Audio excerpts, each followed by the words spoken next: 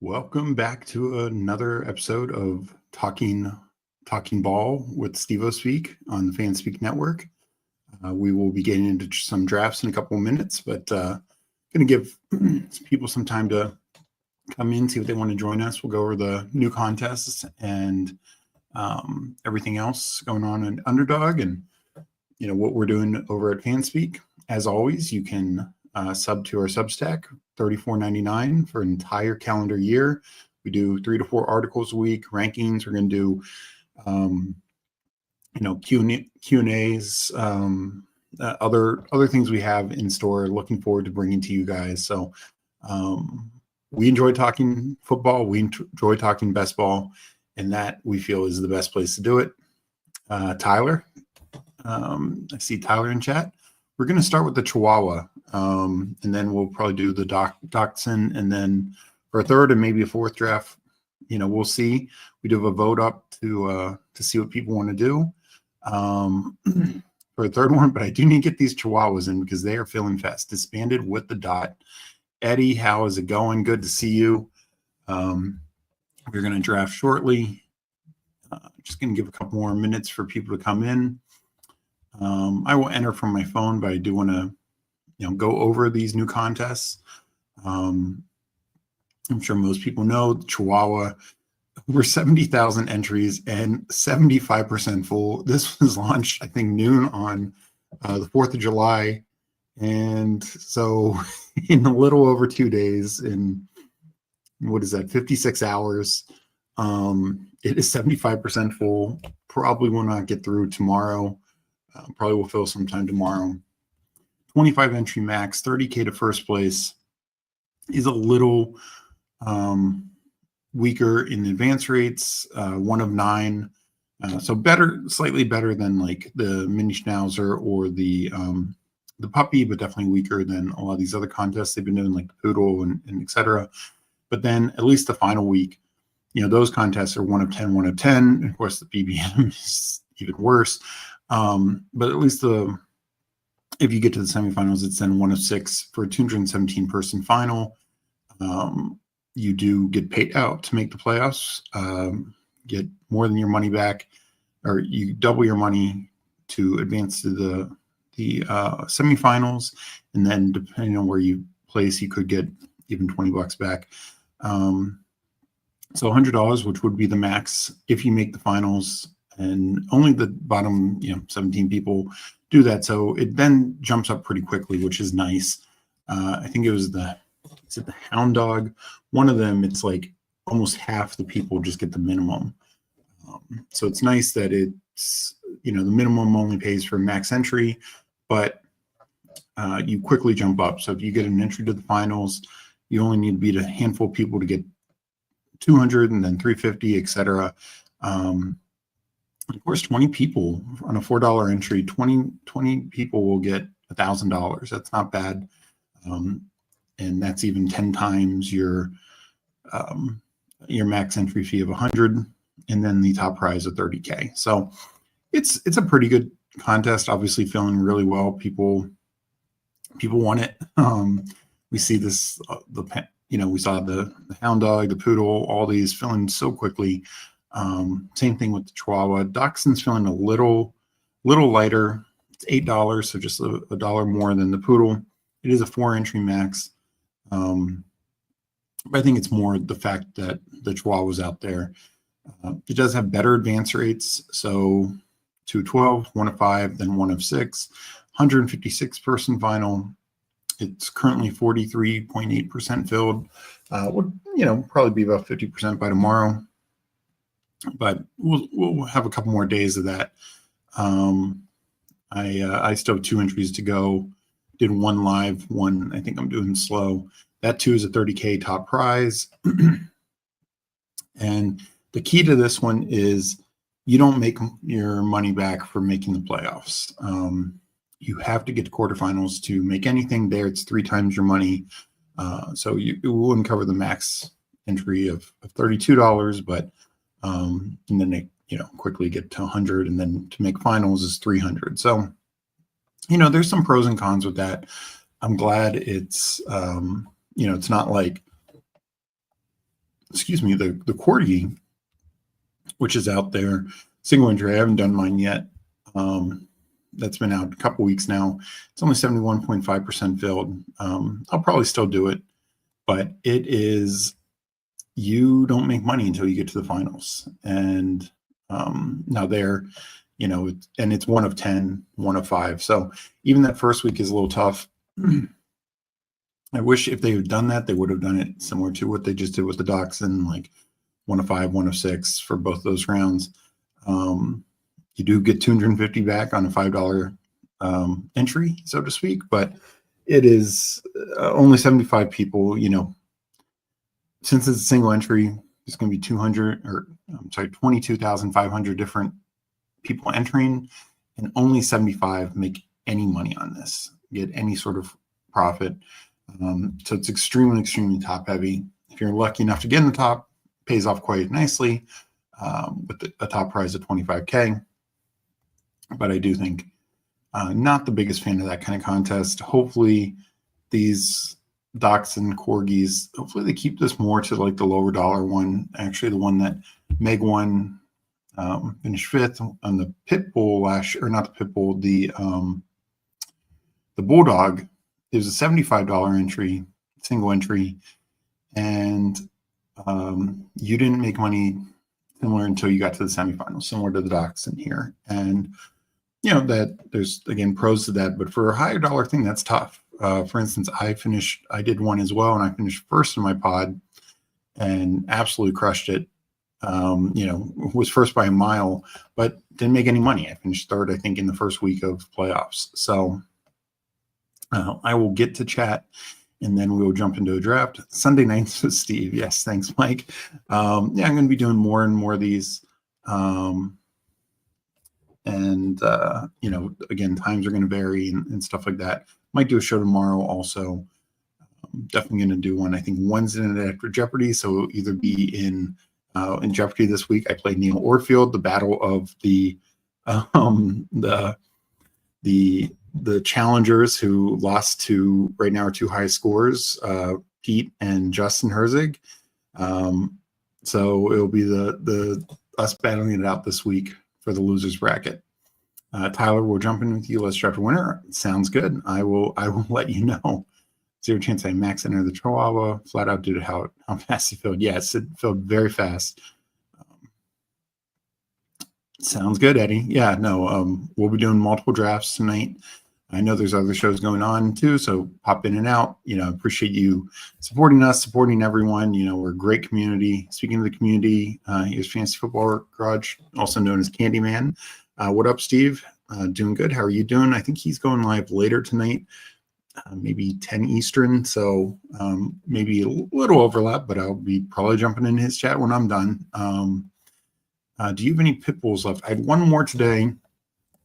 And Rick Kramer and I originally thought about doing that today, but I decided let me just do that slow and focus on these tonight. Mainly because the troll was filling so fast. And then there's my sister in chat. So we will enter a draft. Don't forget to hit the like button. We will definitely do 2 drafts. Hopefully we'll do 3 drafts tonight. And I will enter in my phone to make sure I don't have any of those fun location errors that always seems to happen during the stream. So this will be the Chihuahua, and I will count it down. I will enter in 10 seconds. 10, 9, 8, 7, 6, 5, 4, 3, 2, 1, enter. So let's see what we got here.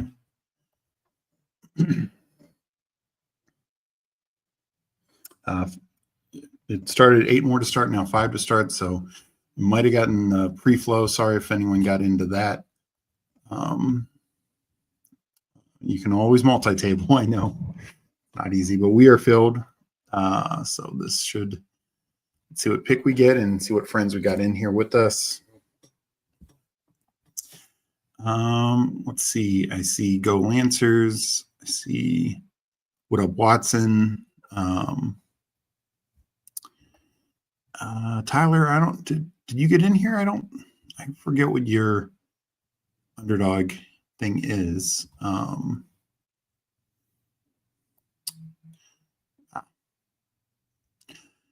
What week do you feel like the pot is won? I know obviously week 14, like my advance rate was 40% week 4 or 5, and I finished with like a 33 advance rate. So 33 advance rate is very good. I mean, at some point you're going to normalize. Like it's tough to be above 50%. From the weeks 1 through 14, you're going to normalize if you're drafting in volume. Like sure, if you draft 20 tournaments, could you get super lucky and get 16 through? Yes, absolutely. But generally speaking, you're going to normalize. So anything, the more above that 16, low over 16%, that is the typical advance rate is good. That's why 20% is good. 25, I think, is very good. 30 or more is I consider great. That's what I'm shooting for. So as to what week decides it, it is tough because early on maybe you're just running pure with. I know you said through week 4 or 5. The first bye weeks are week 5, so that starts to like change things up. Through the first 4 weeks is a good indication because nobody's on bye. Not many injuries. It kind of shows like where your team starts, but it's a long season. Injuries, benchings, things of that nature. We are going to just go with Malik Neighbors here to start. I'll keep it on this screen and then go back. Location here got me. Yeah, I get it. Yeah, Ben, good seeing you. I took one for the team and got in the overflow. Sorry about that. So, I look at it more like I want to be as balanced and as good as possible throughout the year. That's why bye weeks matter a little bit to me. I don't go overboard, but I do think there's an importance to every week. Any week you're finishing last, I think you're in trouble. All right, so Genty comes back to us. I will take Genty, and then I'll go to the board. Could you survive getting last in a single week? Absolutely, but I just think it's much harder. So I want to be, as many weeks as I'm getting essentially a top 4, top 5 finish. I think that sets you up to be one of the top 2 teams overall. So I'm not sure if that's exactly answering your question, but that's how I look at it and trying how to approach it. I want to have a strong team that can be competitive every single week. If I'm drafting 5 running backs, I don't really want 3 to have the same bye, especially if it's like, 3 of my top 4 guys or something like that. Like, can you survive that? Yes. But, and then also it's not just that one position, but then I have 3 running backs and 4 receivers, or 3 receivers and my top tight end. So it's like that week I'm probably just drawing dead. And if I finish 12th that week, I don't know if I can make it back. Eddie, I didn't max out last year. I was so busy with business work. Had I known, I would have won some serious money. Nice. Yeah. Let's see. I feel like by week 6-ish, when you have solid idea, especially if I'm up like 100 points from third. Yeah, I think that gives you a good indication. Then you kind of know what you need to do for a particular team. Like, especially if like, you're seeing some of your late guys start to perform better, then you feel better about it. If you are like, ooh, like this is great, but I haven't had a single bye, no injuries, like then you're just dodging all of that. How long are you and Meg wanting? That's subscribers go to go, because I could hit you with questions. I'll go deep, like how often you change them down, Steve? This is next to holiness. Yeah. No, well, we'll see how many questions we can get to, but we are going to do a Q&A show for our subscribers. So appreciate all our subscribers. And so we'll try and get to as many as possible. And then we're going to start to do like question and answer articles a couple times a month as well. Maybe kind of like what overflows from the show. So yeah, we'll try and get to as many questions as possible for our subscribers. And, if you ask questions during the articles that we we put out, we are trying to answer those as well. So we always appreciate our subscribers. Let's see here. I think I'm just going to go with the elite quarterback. No receivers got back to me. Probably a little higher on Allen than Jackson right now in terms of ownership. So I could have tried to balance it out, but I'll just take Allen there.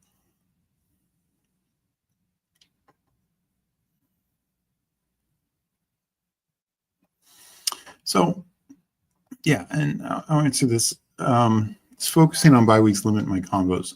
So I want to say, like, I'm not opposed. Hold on one second. I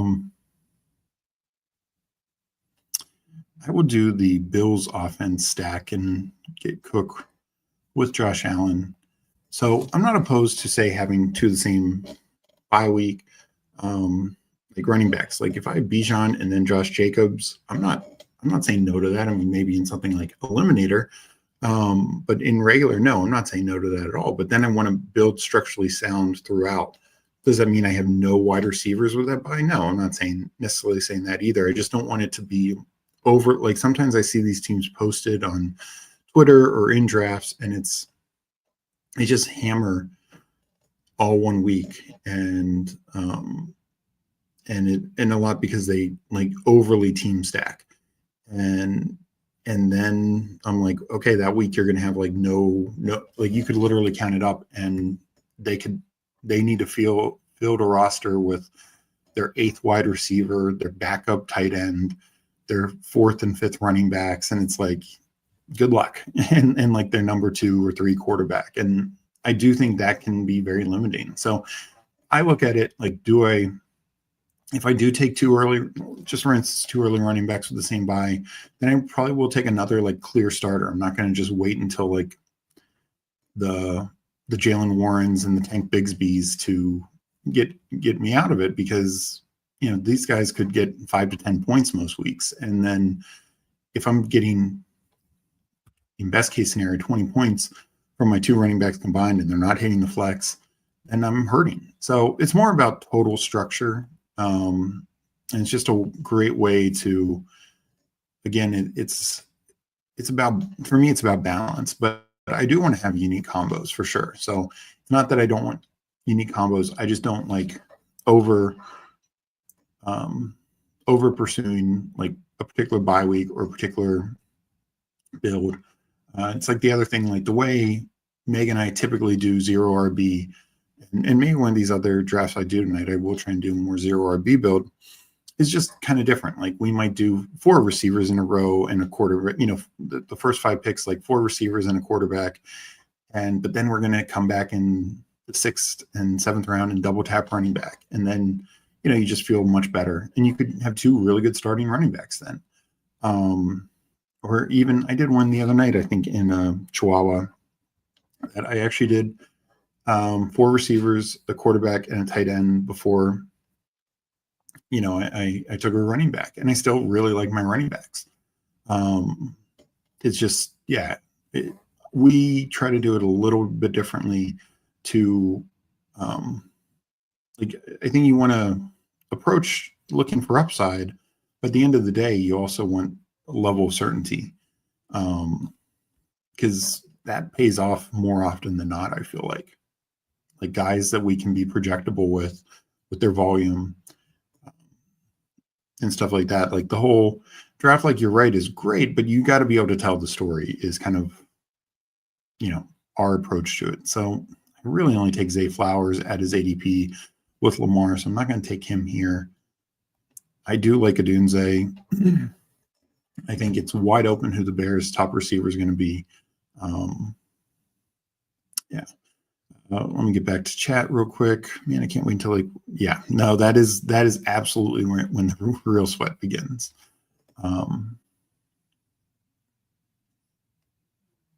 Let's see, coming up.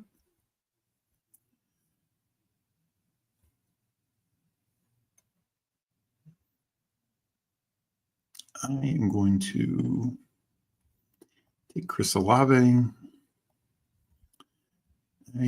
Olave is a guy I'm fine with at ADP. I don't really like taking him early, but at ADP, I'm good with.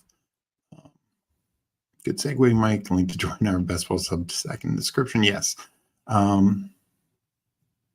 few YouTubers were trashing my teams and I advanced one to the finals, but in DK. Yeah, no, I mean, it's, like I do think, any kind of build is viable. Like whether it's two elite quarterbacks and elite tight end early, is that my favorite build? Do I think that's the most optimal? No, but we've seen that advance. I think you could wait totally on quarterback and advance. Like you could wait till, if you're right this year, like Michael Penix, Bryce Young, and Aaron Rodgers, and advance a team. I think you could wait on tight end. We definitely know that works. So I think what we've seen just throughout the years, just looking at BBM data, is any kind of build. I mean, basically every year something different wins, much less what else is kind of like optimal for the year. So that's kind of, and I think sometimes we get it's not just the type of build, whether it's, build structure, whether it's 3 quarterbacks, 2 quarterbacks. It's also the kind of players that you're getting for those types of builds, like 2 quarterbacks and you take Lamar and, Geno Smith isn't as appealing as if you go 2 quarterbacks and you take Lamar and Drake May, like there's just so much more upside there. There's so much more potential to get by with just 2. So it's not just build, it's the way you build it. So coming up on a couple.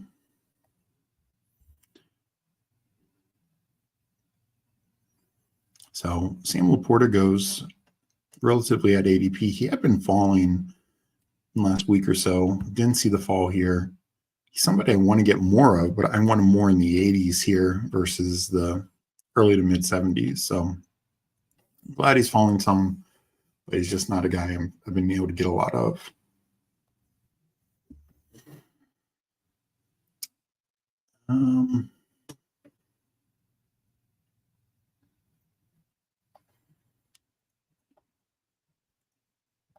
You can take Tony Pollard here. Definitely a bit of a running back drop off at that point, where I do need to get some Brian Robinson. I just wish he would fall. But I feel like I was going to get a receiver back that I felt pretty comfortable with, whether it's a stack with Shakir.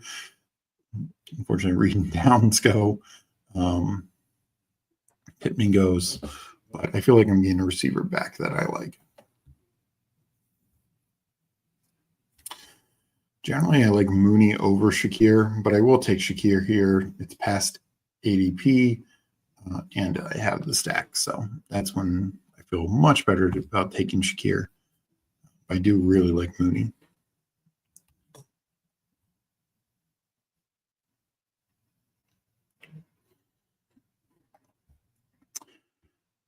Let me go to the board real quick, and then I'll go back to chat.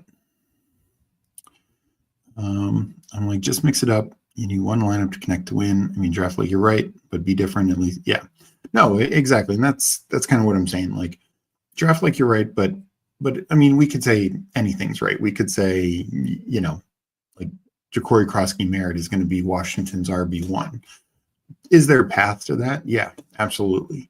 But I don't think we should bet on it to the extent of like, taking him every single time. I think and when you do take him, it should be in situations where if he ends up being a 0, you can still succeed. Like, I don't want to hinge my draft, and that's an extreme example. Like, probably a better one is like I'm trying to think, like a mid-tier guy, somewhere in this range, like a Cooper Kupp. Like Cooper Kupp, if he's healthy, could be a steal of all steals.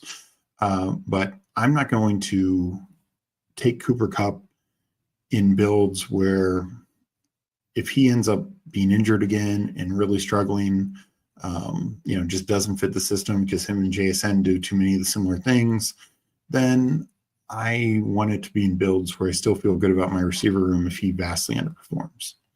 Mike Rob says, any chance to hype up Fanspeak? It's about to happen. Don't ever get mascot costume because appreciate that, Mike.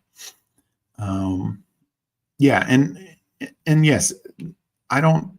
When most of my builds are 5 running back, so in those I don't typically handcuff. But when I start doing like 0 RB or late RB or hero RB, then I start to handcuff more because then I'm taking like 6 or 7 running backs, and it's like trying to, at least lock down a couple running back units. Meg agrees. Loving my team right now. Wide receivers I love fall to me. I will check it out if I make my next couple picks. How draft? I have Henderson, Ramondre, RJ. Yeah, no, that's a solid way to do it. You have two backfields that you feel pretty good about, and obviously you're going to have some other pieces around there, but that works. Jay Lives in the chat. Good seeing you. Yeah, no, that's a little bit more expensive to get both of those guys. Not any more expensive than like the Ramondre Henderson and the other two, but that's another one. If you have 2 picks around the same range, essentially back-to-back rounds, there's a couple of backfields we can do this with. Vikings is another one. I think it's a fair way to build, particularly 0 RB. All right, I am on the clock, so I should pay a little bit of attention. My guy Cam Scadaboo is sitting right there, but I am going to go with Mark Andrews. Just much higher in Andrews this year. I like his price compared to the last couple of years. He's just such a red zone, demon. He had 15 red zone targets, caught like 10 or 11 of them for touchdowns, something crazy like that. But I also don't see why that's going to change. Zay Flowers is not going to get a monster red zone share. Sure, Likely and Bateman and even Hopkins can eat into that somewhat, but I think Andrews is 100% going to still be the red zone guy. All right, Scadaboo falls back to us. I think we just got to take him. And this is a build, especially when you have an elite quarterback. Like a lot of other builds, I would have maybe popped 2 quarterbacks at this point, but Josh Allen, 4 running backs that I absolutely love, 4 receivers that I absolutely feel very good about, and a good tight end that I can count on. I can stop at 2 tight end if I need to. And these receivers, I'm trying to build it where I only need 3 of these guys every week, because my flex, I think Pollard and Scadaboo are going to get more points than on average my 4th receiver. So let's take a look at our guy. What up, Watson? Double tapped running back at the start, hits McBride. So early tight end, but he got a fall on him, which I like. This is where, McBride was going in the 30s. I'd be taking a lot more of him.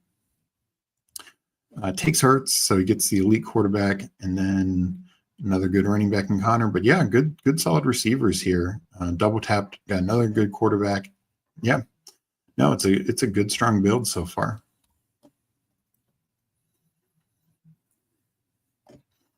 Eddie saying hi.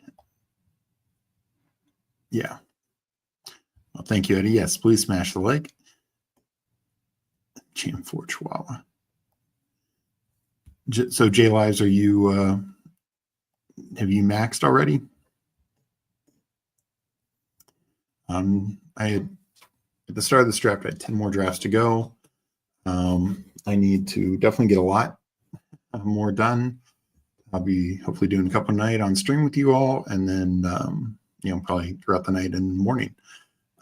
Thoughts on rookie running backs early. So I'm generally high on it. Unfortunately, they're outside of Genty. There's nobody that is like the super clear, perfect path. Just going down the list, you have, Hampton with Harris, Henderson with New England and Ramondre, Junkins, just on a potentially bad offense with the Browns, Caleb Johnson, Jalen Warren, though I think that offense will at least be mid-tier. Scatterboo, bad offense and dealing with Tracy. Harvey dealing with Dobbins. Nobody's like super clear. Like say a couple years ago, though, ironically, Bijan did actually have Algier was legitimate. Had legitimate usage. So I think I'm fine with it because I think the prices generally reflect either the situation, bad offense, or that they're not a full-time back. Henderson's the one that I maybe worry about his price the most. I'm taking him, but I just feel like if Ramondre has the touchdown role, that is going to limit him. Harvey has fallen some now with the Dobbins signing. Kind of everyone else is falling maybe a few spots, but not massive falls. So and Scatterboo is the one I'm highest on because he's the one you can honestly get the cheapest with still the like starting plus touchdown upside plus catching upside if that materializes as well.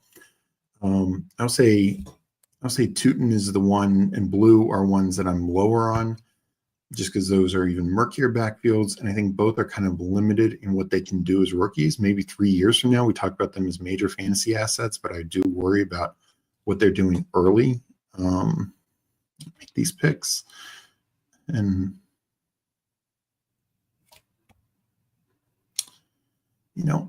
I'd quote on Kyle Williams some, but I'm still fine taking him here. He's fallen back a little bit, so I think that's fair. I think there's a real chance he ends up a starter. Maybe it's not week 1, but he's just competing with so many, just average or below average guys.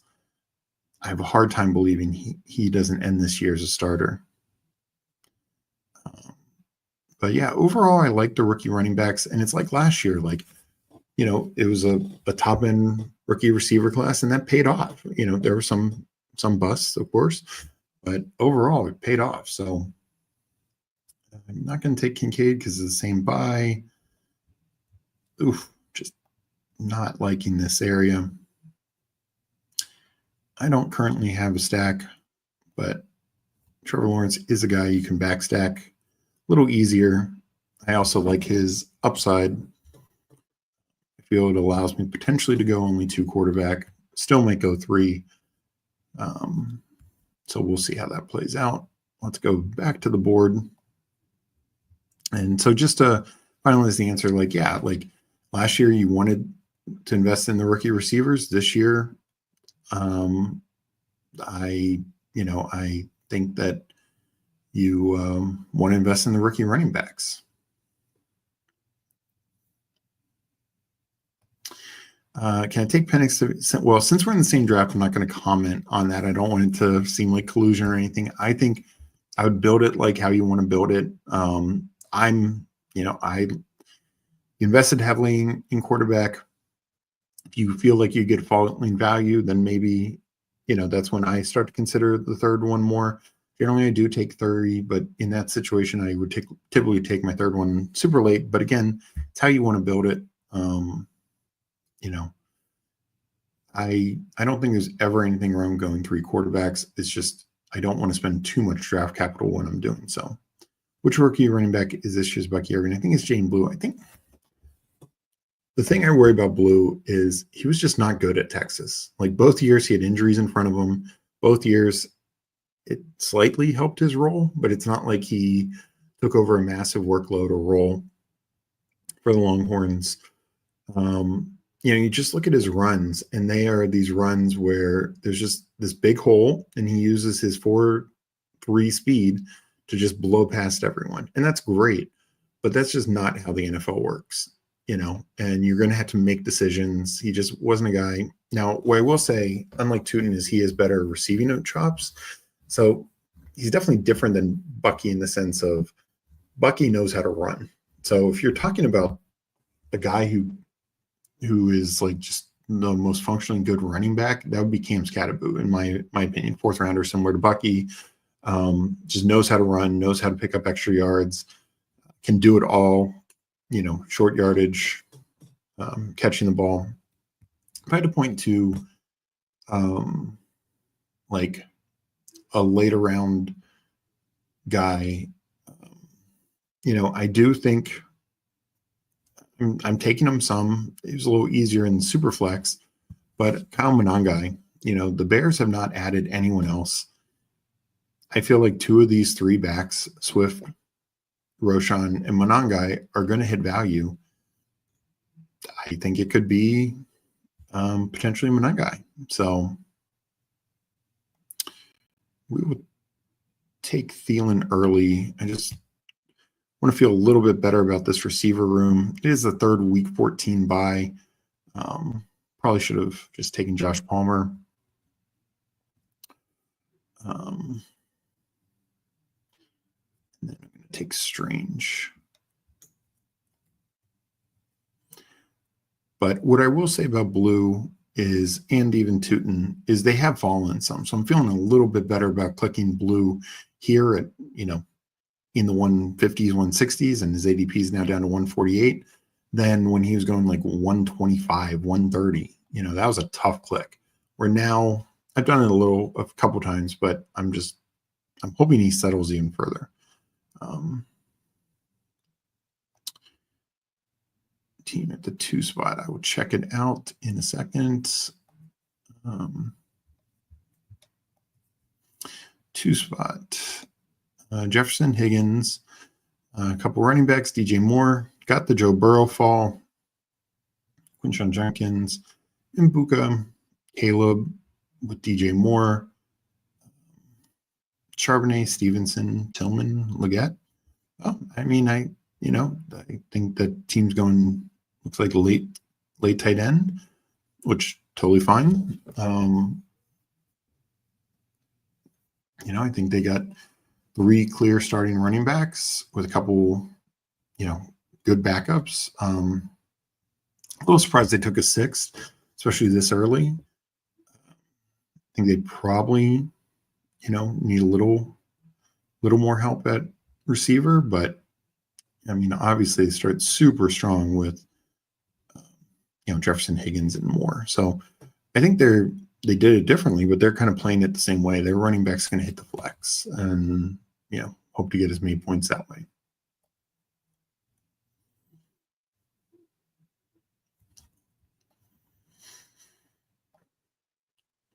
Yeah, Alex, that's my issue. Is he just doesn't have great vision. He's fast and that is something that maybe you can teach him. But I just struggle to see that he'll do that as a rookie. Now, what I will say is he's definitely the better and best ball type. Like it is not going to shock me if he's got like 2 20-point games this year just because he has like some 60-yard touchdown catch or something like that. Like he's a dynamic athlete. So I think he's much better in best ball than say like managed fantasy. Like I would never know when to start him in managed fantasy. I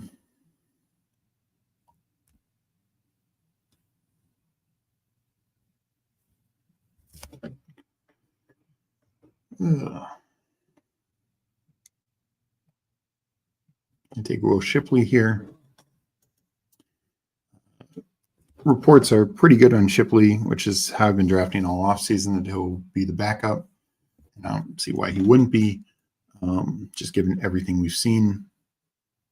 And, the fall of A.J. Dillon. Like, A.J. Dillon just hasn't looked the same.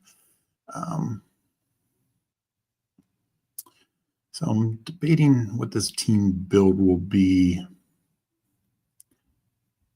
I think I'm going to go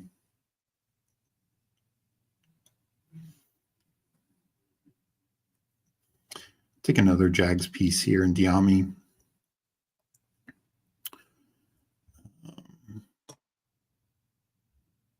I'll probably just stop at 2 tight ends. I feel pretty good about Andrew Strange. We'll see if I tack on another quarterback or not. Probably just, Allen has been very good injury-wise, but that could obviously change with how much he runs. How can we be convinced you're in on Scam? Yeah. If you and Meg weren't drafting in Scatteroo, I mean, I'm trying to take him more since he is falling. I'm trying to just take him at ADP. I'm not reaching for him too much. I mean, I got him here at 111. I actually helped lower his ADP in this one, not much, but yeah. So let's see here. Let's go back to the board. It does surprise me because like that whole like him not practicing, that was clearly because he hadn't signed his contract and then Century Rookie Camp ended. We'll see how he opens. But here's the thing, and this is why I've been drafting him so bullishly, is in a couple of weeks when we get to training camp, he starts working out with the ones, as I would expect he at least gets the chance to. I can't imagine it's just the Tyron Tracy show. And I think he's going to make impressive runs. I mean, that's what he does. Yes, they're not going to be, not always without pads, but that's the thing. Once you get to like preseason and he's like, trucking some guys or making guys miss like he did at Arizona State consistently, and it doesn't matter the defense he faced, I think he'll move up. And especially if we get indications like, oh, he's a clear goal line back, he's going to have a passing role, he could be the lead back in terms of overall touches. I mean, he could go up in the 80s. So that's why I'm taking him now for sure.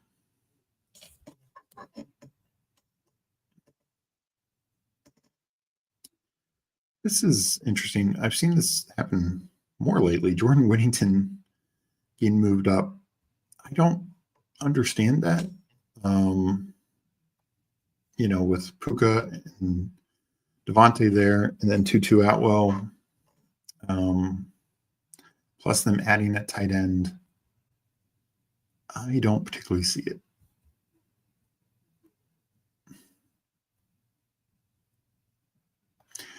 Been taking a lot of him lately, but again, same sort of reason.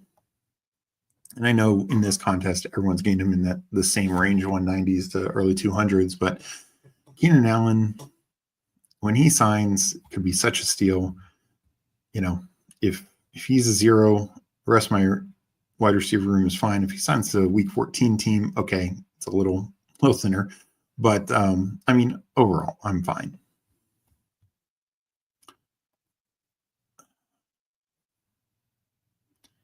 I mean, I didn't get the stack, but the fall on Sam Darnold is crazy. I do have stacks for Shuck and Jackson Dart. I'm going to take a Tyler Shuck share. I have enough Darnold. And Dart, I also the Scatterboo aspect of it as well. But that just really shocks me with that fall. So we will be finishing up this draft, and then we will jump into a Dauchshund, and then before decide what we do for the third draft. We got real different on Schnauzer, Barkley, JT, James Cook running back, and Mahomes, Rushy. Yeah, no, that's a fun team. Must have gotten, I guess, Rasheed in the third. Maybe this was an early Schnauzer, not the Schnauzer 2, because by then his price had already jumped up.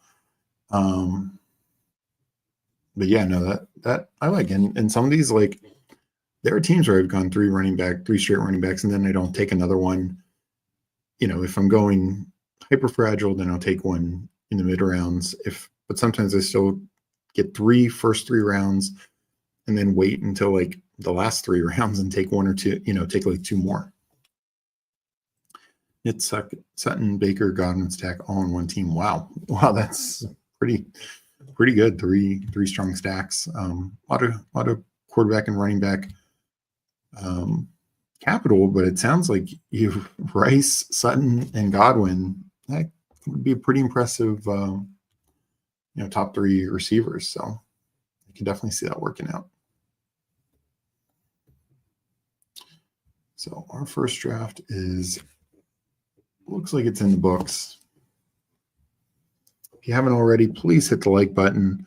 And of course, if you're not subscribed, please sub. We really appreciate all the support. Helps us do more shows. Looks like we have 25 likes right now. Let's get to 30 so I can do a third draft. And you know what? I might even do a fourth draft because I need to get these Chihuahuas done. So we will get back to it. Those are my slows. I'm going to go over to the Dauchshund, $8 Dauchshund, and I'll count it down shortly.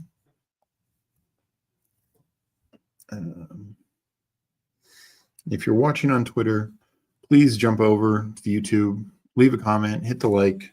Again, really helps us out, and we really appreciate it. So let me go to the Dauchshund. We will do the 20-second. I will count it down starting now. 10, 9, 8, 7, 6, 5, 4, 3, 2, 1, enter. Okay, 7 more to start. So plenty of room for anyone who hasn't filled their 4 Dachshunds. Do you want to jump in the draft? We'll talk through some things while we wait. It's like waiting on 5 now. So yeah, this obviously takes a little bit longer to fill, but it looks like it's filling pretty quick. Now down to 3. Looks like we got our guy Tyler in this one. So that will be fun to draft against him. And yeah, we will, starting soon. Let's see where we are. We got, so I got the 10th pick again. I would like to mix it up some. We got our guy B Grandy, 17-1, and Tyler. This is TH 1218, right? I believe that's you at the 7 spot. Yep, got B Grandy and Tyler in here. So thank you guys for joining me. A couple other names I recognize, but not sure if they're in chat. If anyone else is in chat, let us know. But, for this tournament, because, well, you don't get money until semifinals, I'm not drafting it any differently. I guess I take that back. I am trying to be a little safer because, again, the finals is not a massive number. So, I want to be, I want to get to semifinals. I want to get finals. So definitely draft this maybe slightly safer. Probably more likely to always do 3 quarterbacks in this build or in this tournament. But, I don't think there's a massive strategy shift for this.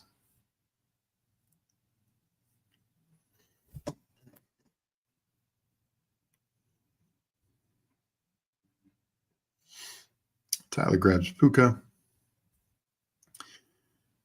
Very, very fair. I mean, we're seeing Barkley fall more to 6 more and more. I think the 7 spot is kind of between Puka and McCaffrey. I got, Neighbors last time he goes, so I would just go Nico. We'll see. Maybe if unless, it's tough with one of these 3 running backs at their back, which one will be, to go 0 or a B, but maybe we'll see.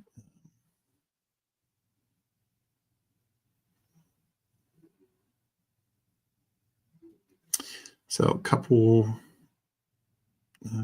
we'll see what Foster does here. He actually double taps running back. So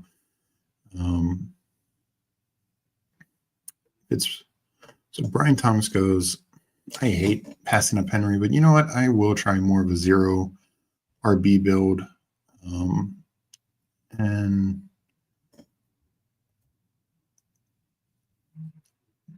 we'll go London here. I don't have enough London also, so that's the other reasoning for it.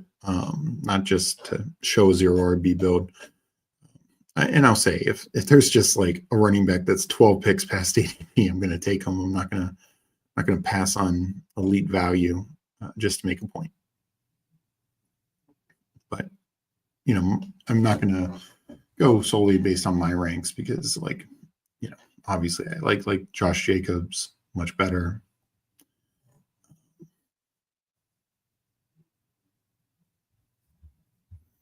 So we did.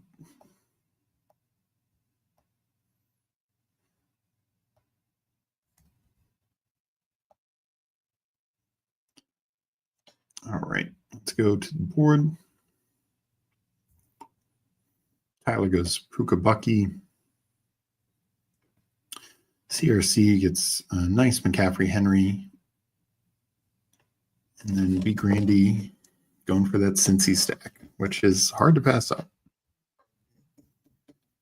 Though he takes it McBride and Harrison. So maybe he's hoping if he doesn't get the Burrow fall, he can get Murray.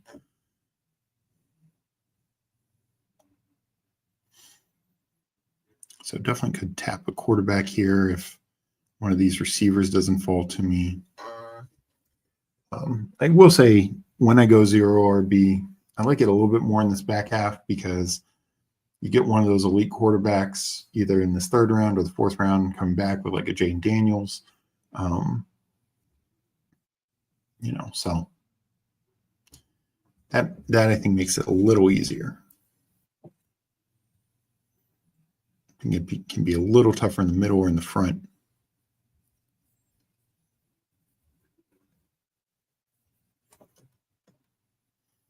So let's see what happens here. Okay, McLaurin goes. This time I would take Lamar.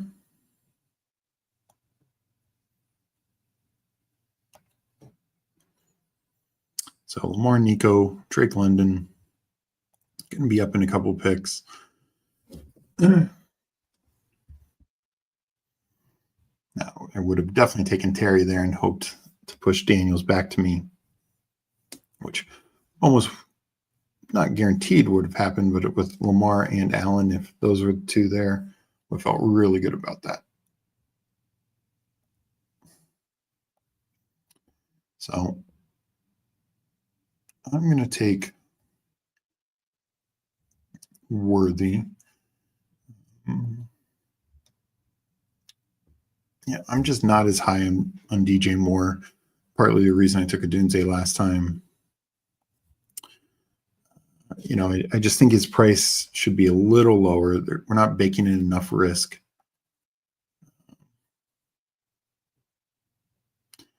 All right, let me catch up with chat now that I got the...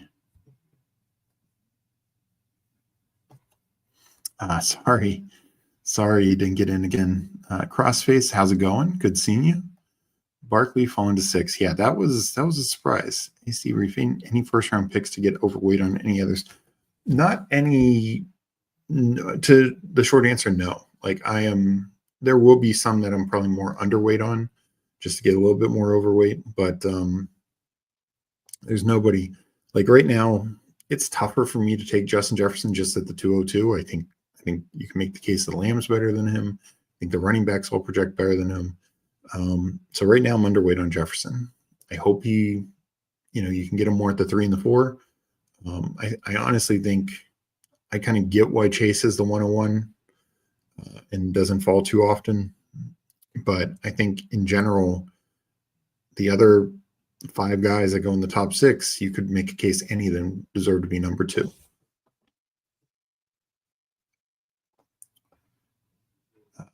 Probably right now, probably at least on a Monra, but he's also hasn't always been a 1st rounder. Eddie, the Barkley Falls Wild, one of the top 3 lines. Yeah. Yep. Yeah.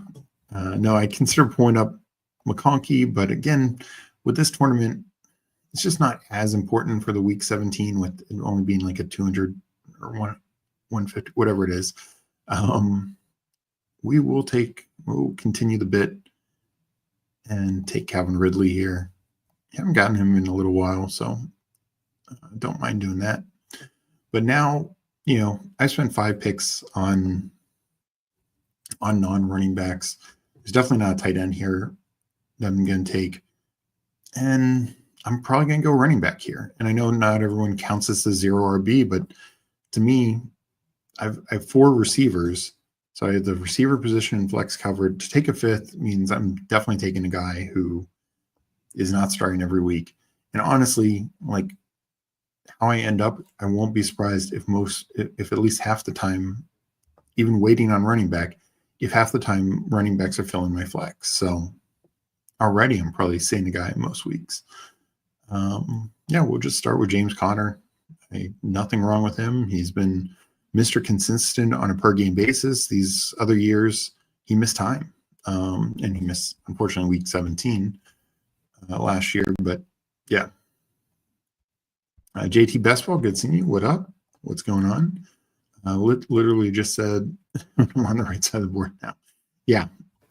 Yeah, no. You don't see Rice fall much anymore. Let's see. Yeah, he did go 22 here. Yeah, so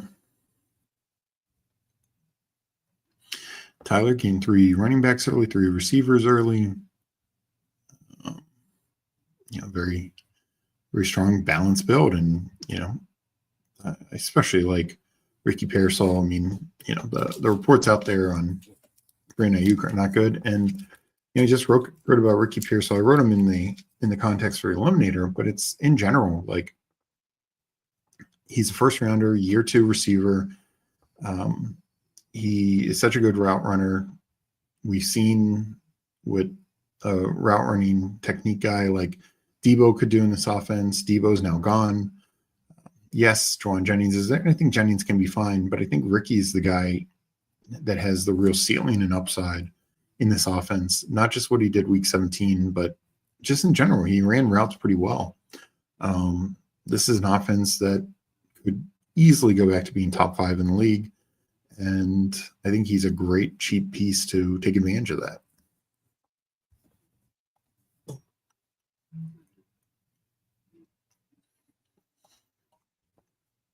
Connor and Chubba played.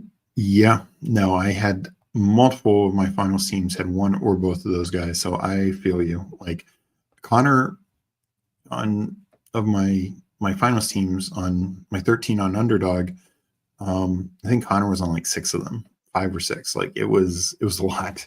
So yeah, his taking like 2 carries and leaving the game, whatever it was not fun to watch.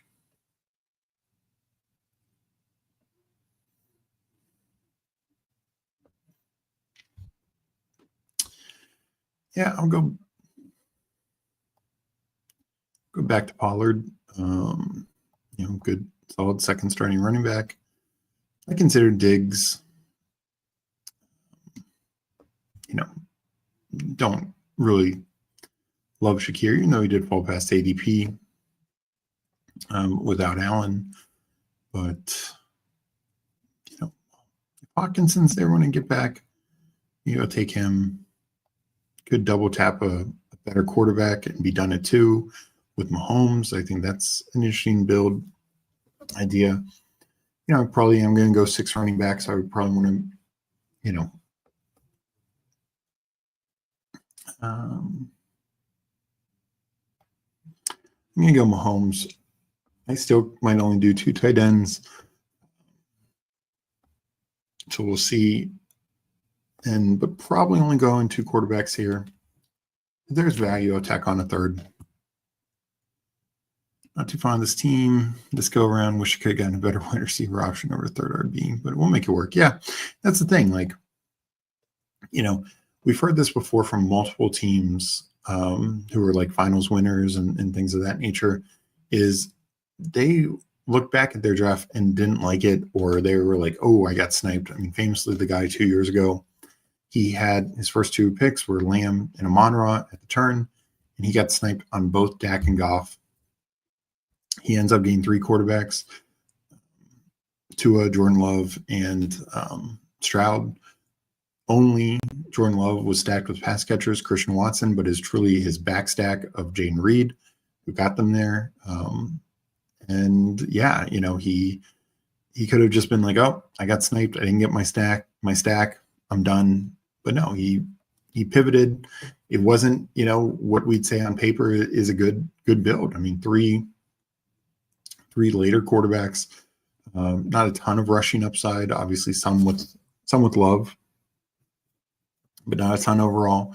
Only one stacked with a pass catcher. Tua was stacked with, so it had a team correlation with Raheem Mostert, but that's a running back who doesn't catch the ball a lot. And Stroud wasn't stacked at all.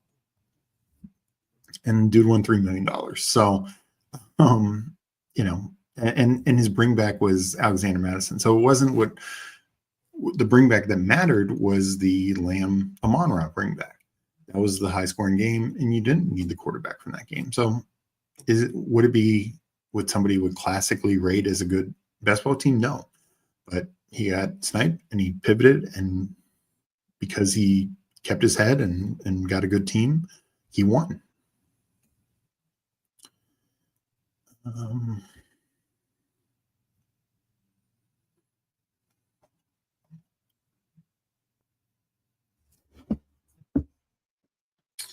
So we'll take Andrews. I would have considered, not a huge Jalen Warren fan, but this pick ADP I'm fine with.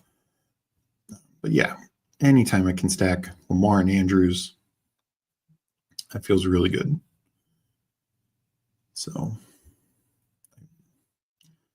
I might take Scatterboo again.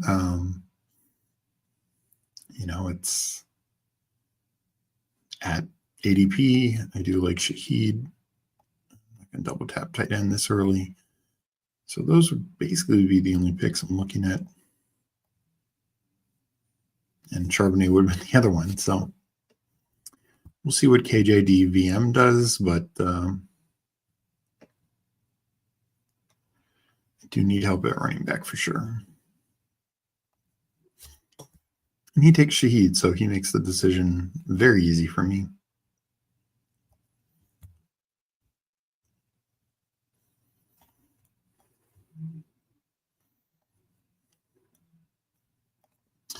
Yes, I see some take 5 straight wide receiver. I agree, probably not a smart way to build. I mean, again, I think there's ways that you can end up succeeding with that.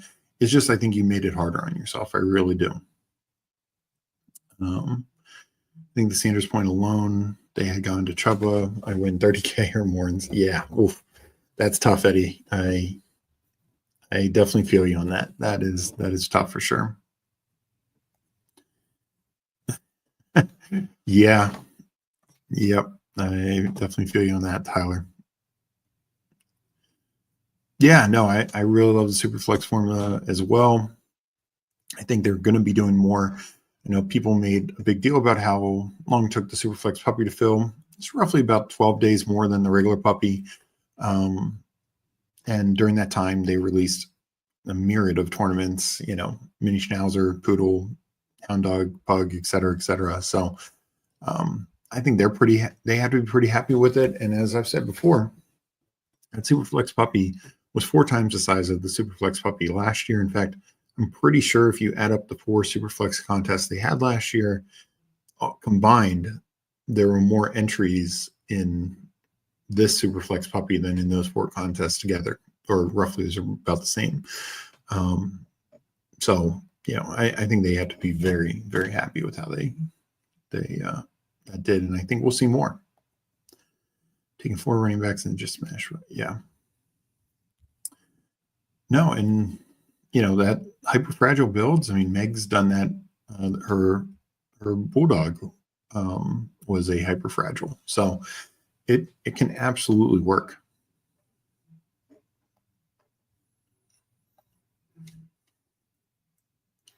So coming up, Tyler gets Goff to go with JMO.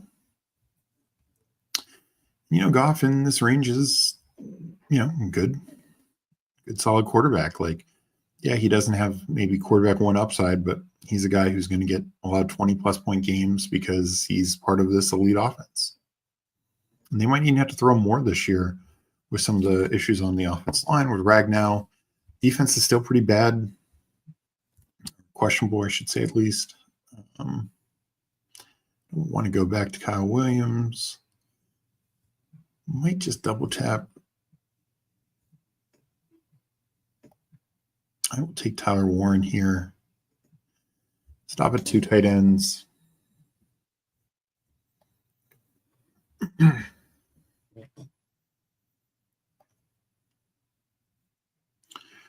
looking RB here, even though I'm not as high on him. I would take a falling Tootin. I'll take Spears, Rashard White.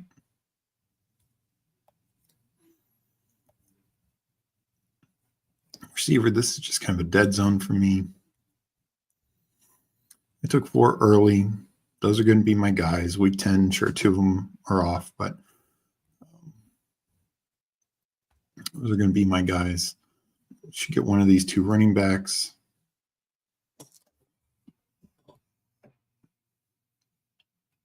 I was actually hoping for Spears. I don't have much of them right now. Though actually I already have Pollard. So I could do the handcuffing here, but it feels a little less upsidey as some of the other situations. But I'll take Tootin. I'm a little lower on him, but he's falling some. So his ADP's gone down. One point he's gone like 115-ish, 120, 115 to 120. I give him a 135. That feels pretty good. This team is quickly, even the starting quarterback, 4 wide receivers, this team has become very balanced. Could end up going like a 2-7-7-2 build. Might do. Definitely think I'll still do 7 wide receivers since I paused, and if I'd taken like a 5th by now, or a 5th like clear starter, maybe I would have stopped at 6. But probably going at least 7 receivers, 6 or 7 running backs. Maybe attack on a quarterback or a tight end if there's value. But that's kind of the way I see this build developing. But I also like being in this range, through 12 rounds, and I feel good about all my rooms. Are any great? Like there's probably going to be a quarterback room that's better. There's probably going to be tight end room that's better, but I feel like I'm strong across the board, and that allows me the optionality to build it out however I want to.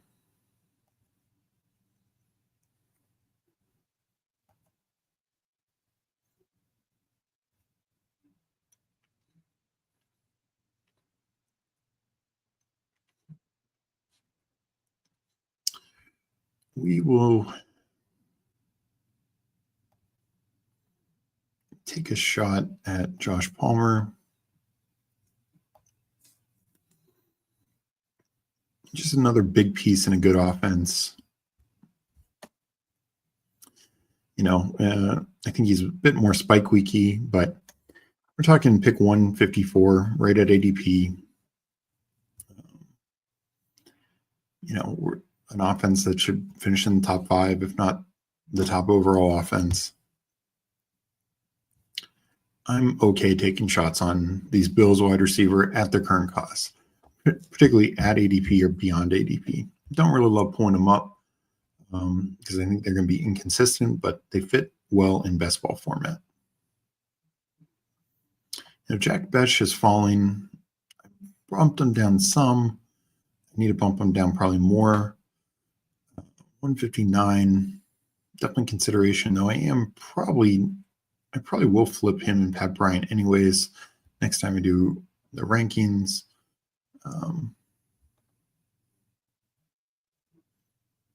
So I think I'm going to take Pat Bryant here.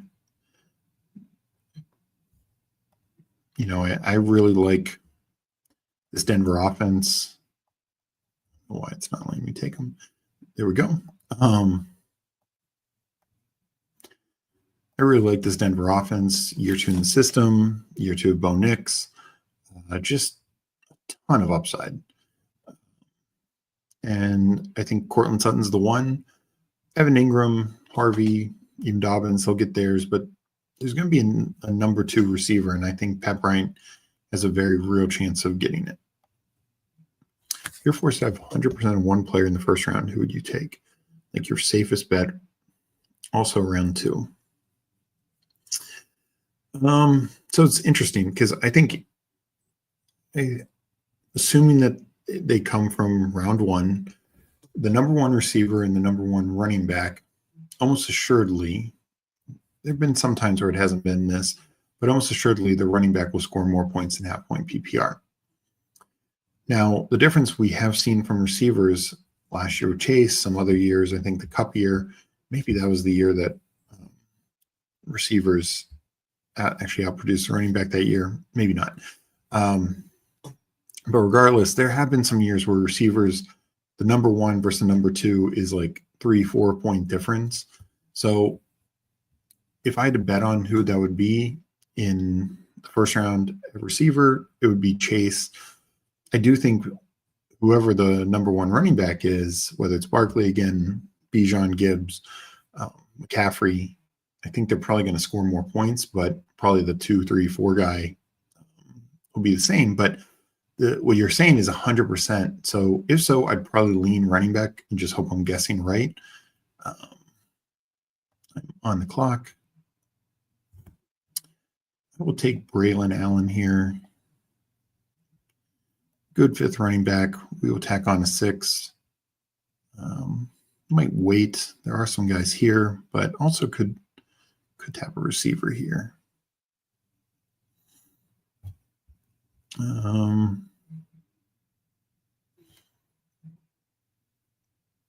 So I'd probably go running back, and I'm going to go Bijan. I think we saw as the year wore on, he took a bigger and bigger chunk of the workload. It's his second year in this offense. I do think with a young quarterback, they could rely on him more down the stretch. They relied on him quite a bit. And I just think he's got this situation where he's so involved in the passing game. His touchdown upside should be, almost on par with Barkley's. Definitely Barkley has a better offensive line and all that. But I would bet on Bijan just to kind of overtake that if he can truly take on the majority role. For the second round, similar discussion, running back versus receiver. I'm going to say Jonathan Taylor in the second round.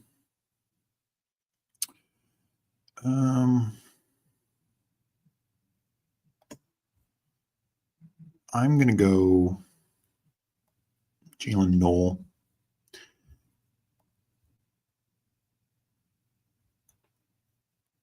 I already have a team bet on Nico. And, I think I'm going to just decided that I will do 8 receivers.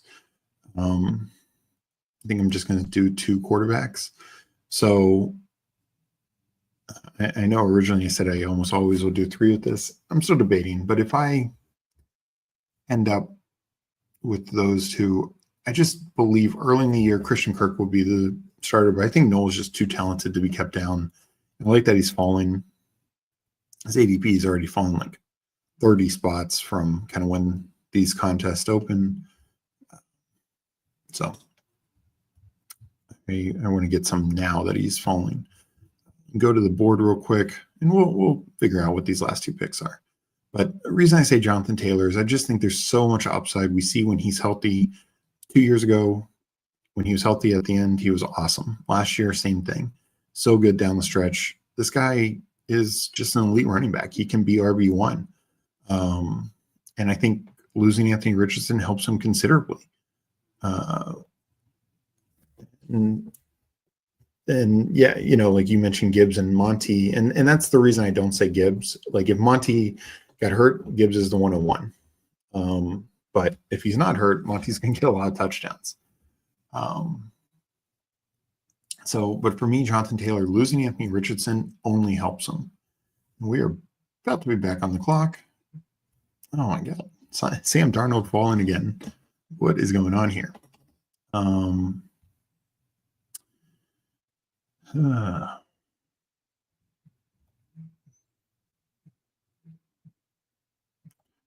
going to take Devin Neal for 6th running back. I know they got Akers, but I still think Neal could be the backup there. Different bye week than these other guys. I've been a Devin Neal believer So Sam Darnold finally goes, so it makes the decision a little easier, though I will say Daniel Jones. I'm debating wide receiver or Daniel Jones. We'll see what gets back to me. But yeah, with no Anthony Richardson, no 70-yard touchdowns to kill drives, no stealing red zone touchdowns, Daniel Jones will run a little bit, but I just also think he keeps that offense just so much more efficient. There's just going to be so many more scoring opportunities for Jonathan Taylor. Chihuahua winning by a good margin. Good to know. Tyler, good seeing you email. Hope you're doing well this Sunday. Hope you had a good 4th. And we will make this last pick in this, and then we will get into what looks like the Chihuahua. I will take Daniel Jones. I did say it, like, look, I want to advance. I want to get to the money. I want to get to the semifinals. I think having a third quarterback helps me both compete in the pod and get there. In hindsight, I probably should have taken a different receiver than Jalen Noel. Don't totally hate it, but I would have felt better with a little bit more certainty and safety there. So we will let this draft wrap up. And guy Tyler gets one of my favorites, Taj Brooks at the end, and he got Will Shipley. Tyler really had a nice, strong running back draft. Gets 3 quarterbacks. Value on all these guys. Bryce Young falling. That, for a while there, he was going almost around like 150-ish. Now he's back to a little bit back, but I like that. And Grandy, don't see his last pick, but looks like he had a pretty strong draft as well. He got Burrow and Kyler, so he took Burrow early to ensure he got him, and then Kyler. I'm guessing he stopped at 2. Good draft, definitely built for week 17. So if he gets to the finals with this team, it could be very live if that game goes off. All right.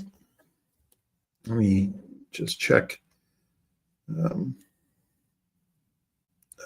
we're at right now. And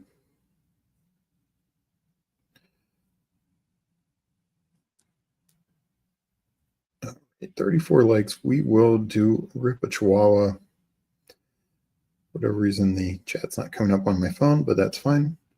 So I will take Meg's word for it that the Chihuahua won the poll.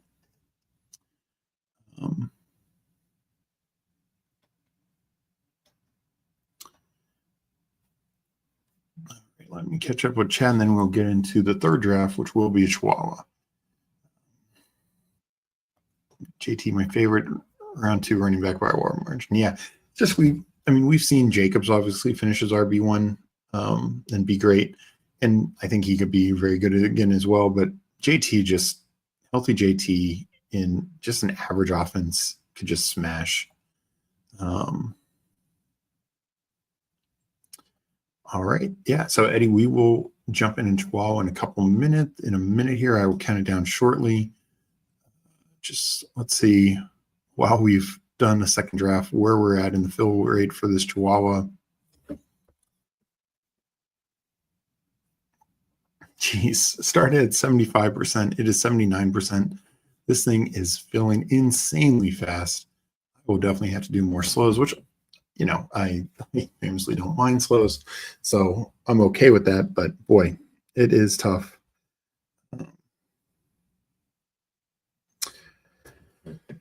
Let's go to the app, and I will enter there. I'll count it down and enter there. So just for those who don't know, I think most people do, but these streams are about 10 seconds off. So when I start counting down, I'm going to start at 10. I'd probably enter at 8 or 9, and to try and be right around the time that I finish and hit enter. So just a tip, for something like this that's going to fill quickly and could snap fill, because these things are just flying off the board. So 20-second Chihuahua. I'm going to count it down.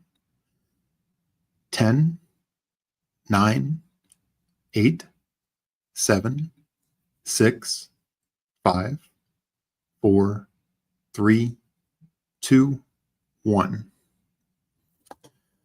So hit enter. Let's see where we are at. This thing is unfortunately taking a while on my phone. That's never a great sign. So sorry for anyone who gets in the pre-flow, or hopefully that damn thing's working. Come on. What's going on?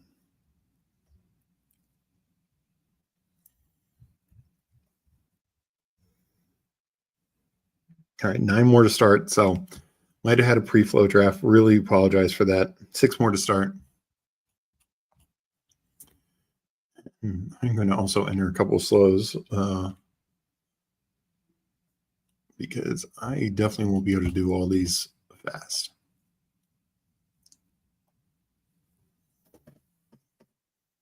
So we are waiting. It is now filled.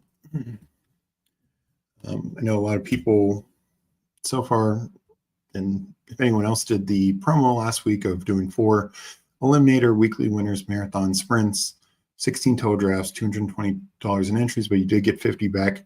I did it. Haven't gotten the bonus money yet. I'm guessing Underdog will do that tomorrow. Most surprised it didn't show up over the weekend. I do like them doing bonuses. As I said before, I just wish they would do more, some for the regular types of drafts as well. I know they probably won't be at the same rate. So I get the 102. And we'll check this out in a second. Oh, we got P-Punch in here. Fortunately, I recognize a couple names, but I'm not sure if anyone else is in chat.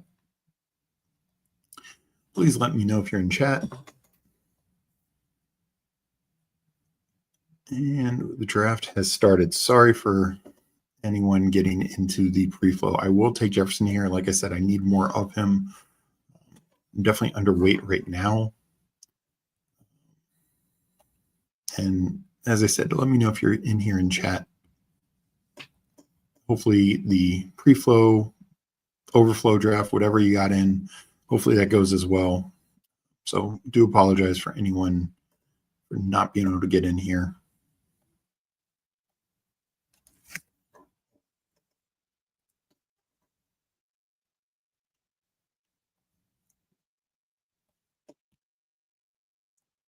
So we will go into chat.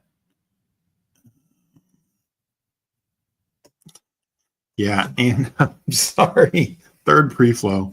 Yeah, that one my phone took a while to register, so it must have been so many people in enter at the same time or something.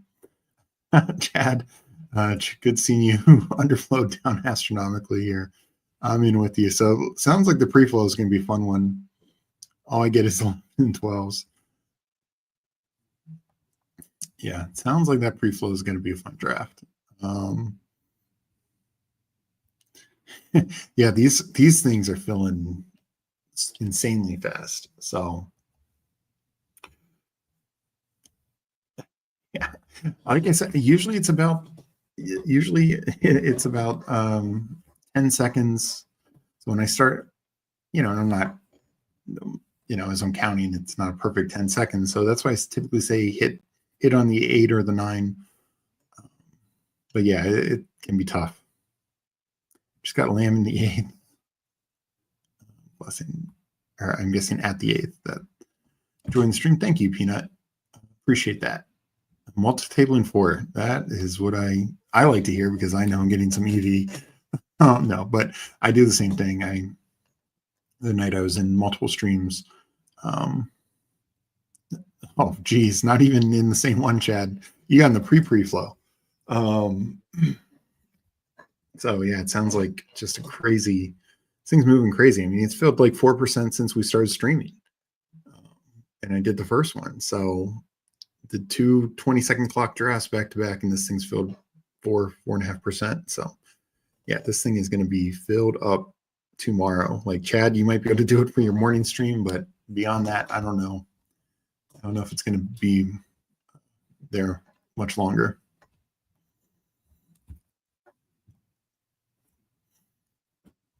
I just entered 2 more slows while I was waiting for it to come back just because I definitely want to max it. And yeah, I don't think I'll be able to do them all fast. So I'll be up in a couple picks. Terry Kill went. I would have considered starting double there. My guy Jonathan Taylor is there, as well as Rice and Higgins. Whew, do I like that combo? Rice goes, so makes the decision a little easier.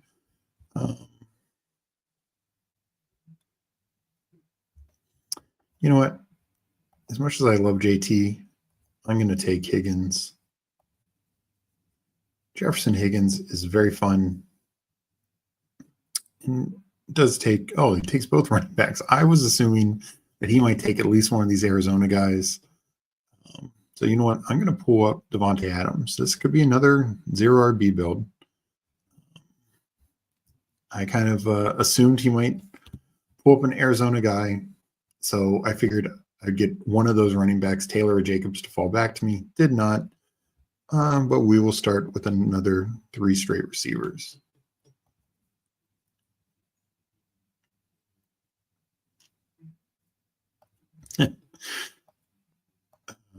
I definitely thought this would last till Wednesday, and it will only be there tomorrow. Yeah, on a holiday weekend, I think it was noon. It definitely wasn't before then. I think it was noon on the 4th of July, and people out of town, people doing cookouts, whatnot. 70,000 entries are going to fill up in a little over 72 hours. I mean, this might last 80 hours. That's wild. And they launched another contest with it that was also lower stakes. So it's not like the other contest was a $30 contest or something like that.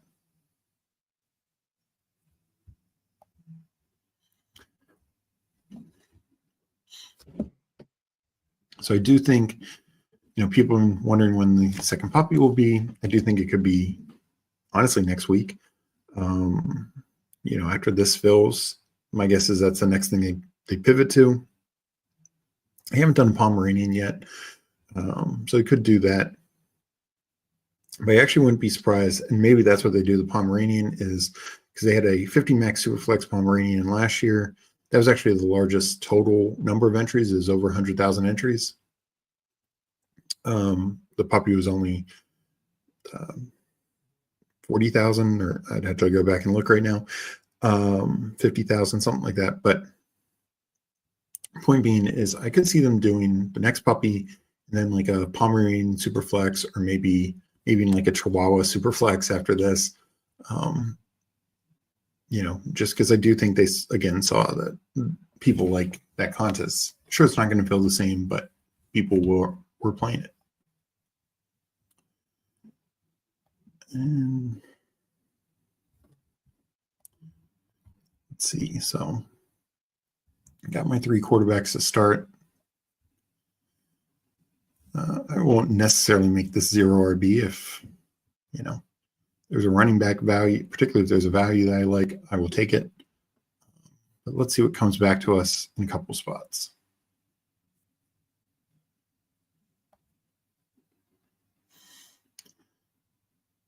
So no real surprises here. I mean, Metcalf gets pulled up a little bit. Kittle goes. That's actually one of the earliest I've seen Kittle go. I guess that would be the biggest surprise, but not too far off the norm.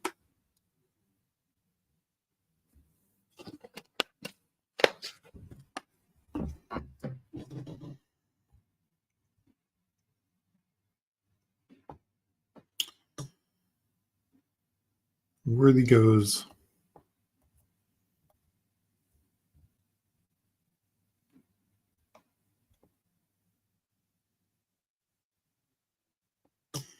Probably do JMO, Hampton, Sutton. JMO goes. I'll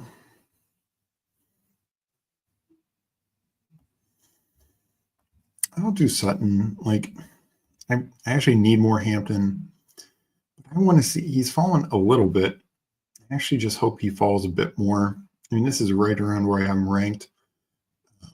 This is actually past where I have him ranked, but was kind of thinking the guy, since he went to running backs already, I thought he might get pushed back to me. He does not. I have no problem taking Hurts unstacked. I have no issue with that. If I get Goddard later, great. If not, so this ends up being a 0 RB team. But yeah, definitely didn't come in with the intention of that. Tried to play with the guy in the 101 both times to get a running back to me. Did not work, but I think I'll be okay.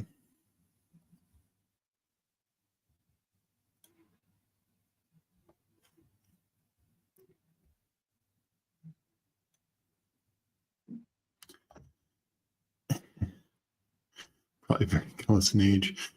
Dad, Meg, and Steve battled it out in one of these UD drafts.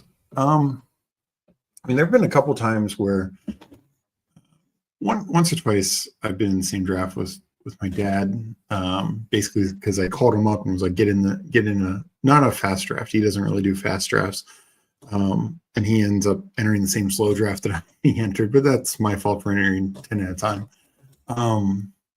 Meg and I have definitely just accidentally gotten in the same draft a couple times. In fact, we did it. Probably the worst last year was for a $50 chow. We were in the same draft as I believe it was Pat Crane. I think Crane did finish in the money, and Meg was third or fourth in that. My team was not good. I had multiple injuries, Dak and a few other guys. Might have had Pacheco in that. I can't remember, but I think Meg just missed the money in that. But we try not to. Like typically, I'll text her and call her. If we're entering slows, I'm like, oh, and we've entered some fast together. Sometimes on stream, once or twice, I think on Best Ball Guys stream or somebody's stream, where we both end up joining. But typically, when I'm entering slows, I'll text her and be like, hey, I'm entering. Don't enter the next 10 drafts or whatever.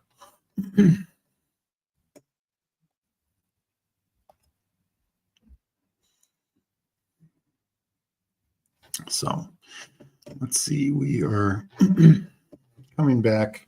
I do need to get running backs at some point. Probably since I'm on the other side of the board, won't be getting Scattaboo. I'll do my best not to pull him up. I'll keep the ADP fall happening to help balance Meg, who take him probably in the next round. So let's see here. We got a couple picks to go. How are the underflow drafts going for everyone? Tyler asks, thoughts on ETN? Still feels like he's going way too low. So, in pre-draft, I was not high on ETN because I thought they were going to add somebody, and they did add somebody, but it was in the 4th round. And it was a guy like Tootin who has his strengths, but he's also limited, and to me, not the most Liam Cohen-like back.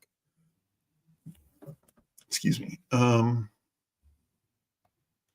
right, I won't play the game again and see if I can push back a running back, because even though he's got 3, I think Dom could do it again.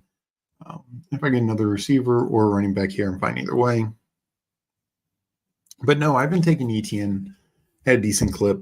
I actually think he fits Liam Cohen's offense pretty well.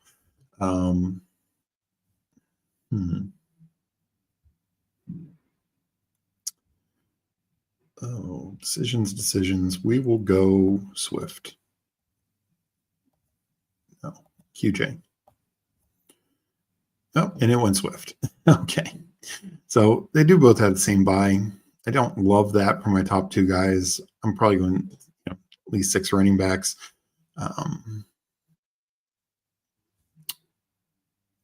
But it's fine. I'm not gonna stress too much on it. But no, I mean I think ETN, again, similar to the Bear situation, my guess is 2 of the backs have value, whether it's ETN and Tootin, whether it's ETN Bigsby again, whether maybe it does get split 3 or 4 ways and nobody really hits value. I'm still going to bet on ETN a little bit. He got some positive coach speak. working with the ones.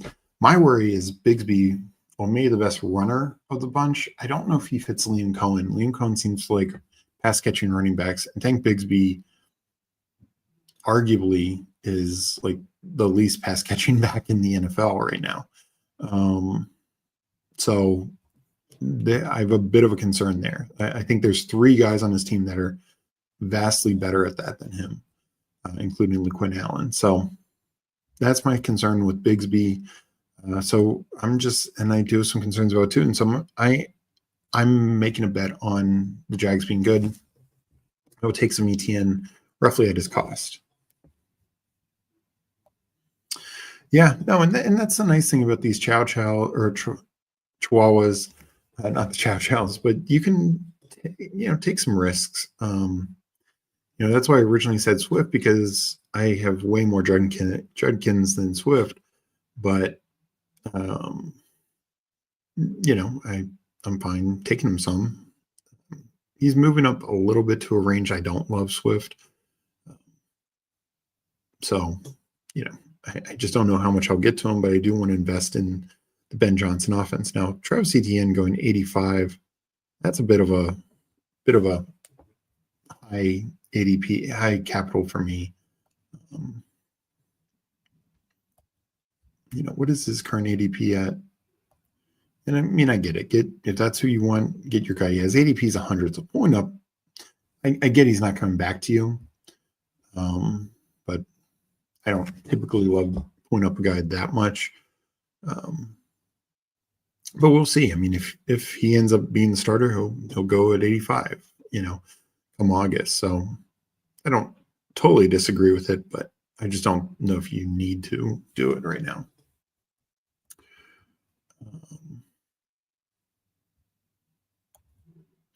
Everyone considers Roschon to be the Jamal Williams of his Ben Johnson offense. I mean, that's the theory. Of course, the concern is Ben Johnson already replaced Swift once with Gibbs, and granted, who wouldn't? But Swift has just shown to be, while he'll have some splash plays, he's not necessarily the best fantasy, particularly half-point PPR guy. He's not going to be a huge touchdown guy. That's where I kind of worry about his current ADP. Like you said, Roschon is in that Jamal Williams, David Montgomery role, kind of probably competing with Munangai for it. That role actually has more value. I am on the clock, so I should probably make a pick.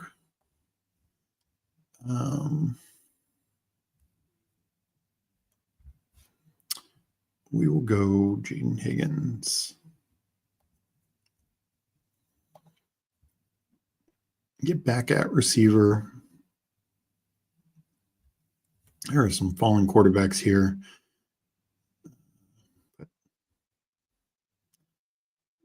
Bo Nix is tempting. Tyron Tracy. Yeah, I'm just going to take Bo Nix. Again, gives me the option to stop at 2. And, I like another big investment in this offense. I do have his number 1 receiver, but this is 2 quarterbacks who can they were top 10 quarterbacks last year. I got 2 of them. And I should be in a strong position in this draft at the quarterback position.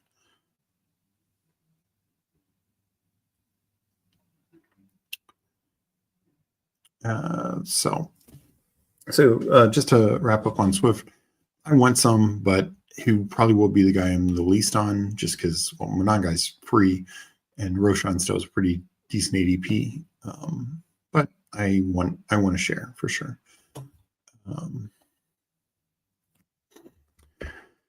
During the season, are you all going to be going over your teams? Also, maybe the viewers' team. So probably later in the year. I don't think week by week we necessarily go through. We haven't really talked about it during the season. We've done more betting shows.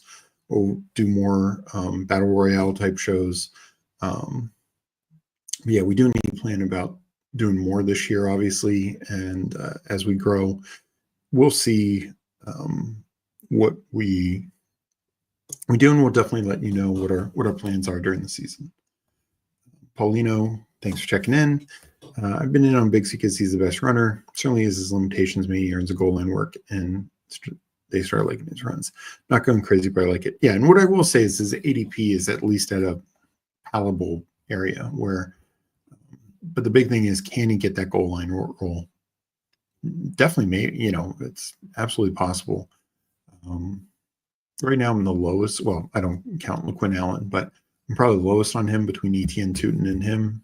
But I will get more just because his ADP is where it's at. And similar to what I've said about some other guys, look, if we get to camp and he's like clearly ahead of Tootin, then his ADP is going to rise. So I want it now when it's probably its cheapest. And also, I do think there's a situation where, we've talked about before, like say the Cowboys in particular. If the Cowboys add a guy like Tank Bigsby, some cheap trade, like they trade a 7th rounder or something for Tank Bigsby, I want Tank Bigsby playing over Javonte Williams in the Cowboys offense. So there's some outs where maybe he'd get traded to a better situation, or if some other running back goes down, maybe he gets traded. I could see that for sure.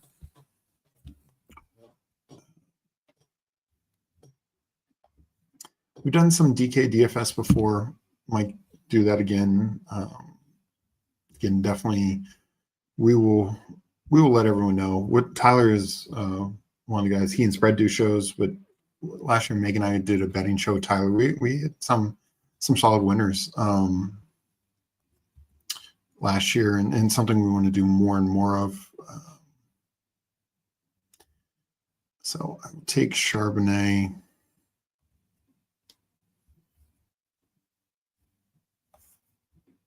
Yeah, I'll take Charbonnet.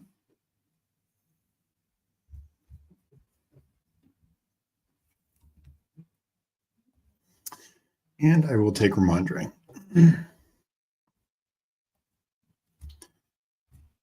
I definitely need help at running back. Charbonnet is a little bit more contingent than I like, but we know anytime he's playing, he is absolute stud. He ranked in like battle royales as top 10 running back.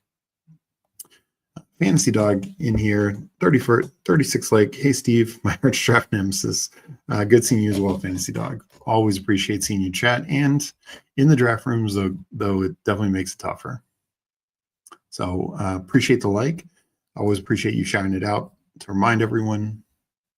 Yeah, this is our third draft of the night. Did Chihuahua, Dauchshund, Chihuahua. I might rip another Chihuahua after this. I'm doing good.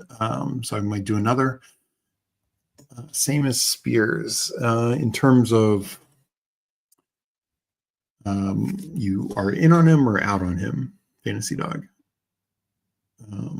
Right now, I'm definitely underweight on Spears. I want to get some more just because anything happens to Pollard, we know he can play.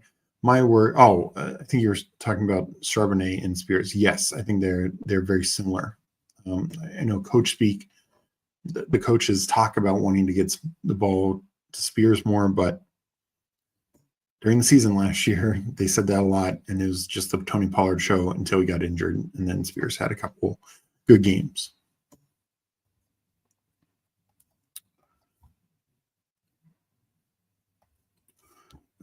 I'm way more in on Dobbins over Harvey. Even if Harvey is winning the RB room, but Dobbins is the Monty role. Give me Dobbins at ADP 120 over Harvey at 60.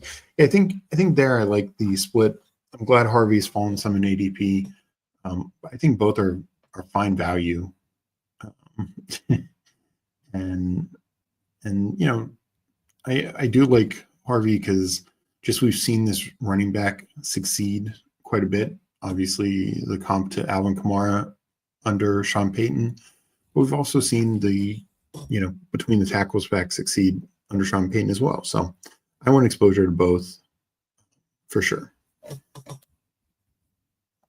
And yeah, I like the 60-point difference. Yeah, no, Spears did go off when Pollard got hurt. PETA is, I'm surprised. My guess is Underdog gets funny letter. Even though they support dogs, I'm sure PETA probably doesn't like them for one reason or the other.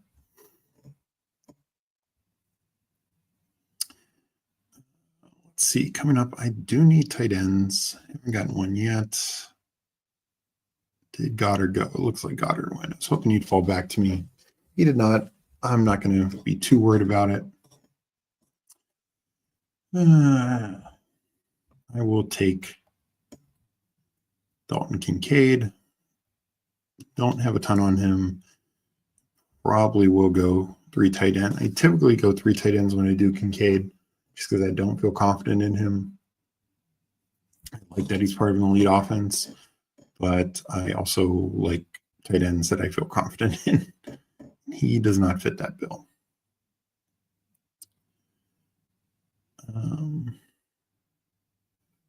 We're going to pull up Austin Eckler. Garendo would have been an option, but he's also very contingent. I feel like Eckler had, he had 12 starts, but he left 2 games early. But anyway, you cut it. He had over 700 yards, 30-some catches, 4 touchdowns in 11 to 12 games, however you want to define it. And sure, 1 or 2 of those games that he played, Brian Robinson missed. But Brian Robinson was healthy for like 15 games. And, Eckler was able to do that. I think he's one of the best. He's kind of like Jalen Warren, except you're getting him, 40 spots later. Won't let me in except 10. I can't get it.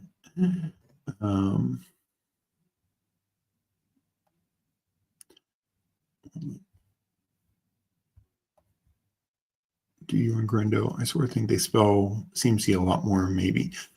So I guess my concern is I think they spell CMC more.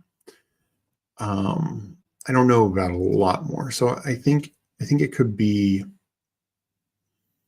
let's say, better than Kenneth Gainwell was versus Saquon. But we're talking maybe in the Emmanuel Wilson to Josh Jacobs last year. And that was fine. That had a couple usable weeks. And I'm taking Garendo. I'd have to look at my percentage, but I'm guessing him at least with the field. Because I think he'll give you a couple usable weeks. I think my point is Eckler in 12 games, I think had 5 or 6 10-point weeks. And keep in mind, 2 of those games he did leave early. So it was more like 11 games, 10 games. So he had a lot of usable weeks relative to how much he played. So I just feel, I really do think, and we just know his history. Yes, he's older, but if he had been healthier last year and Brian Robinson got injured, he would have been, I think, a lot more used, particularly inside the red zone. Despite his size, he's excellent in the red zone, both as a receiver and as a runner. So that's kind of the way I look at it. Grendo, I worry about. I don't know how much of a receiving role. He's an explosive back, which I like. So he might find a usable week on a few touches if he just breaks off a 40-yard touchdown run. So I want Grendo, but in this kind of build where I feel like I need at least some, I feel like Eckler gives me a good floor, and I think there is some ceiling there just because I don't know how safe Brian Robinson's role is. I just think Eckler is a little better all around. Other builds where I love my starting 3 running backs, my top 3 backs, then maybe I tack on Garendo as the 4th or 5th, and if it's more of a contention play, I'm fine with it. And if he does have more just regular work, then that can pay off even more. 2551. We will go. We won't handcuff here. I did consider it. I will go Braylon Allen again. Again, my first 5 receivers, all in the top 100 picks, including 4 in the top 50. Could I stop at 6? Maybe. We'll see, but I'm probably waiting till late to tack on more receivers. I would do like Pat Bryant here.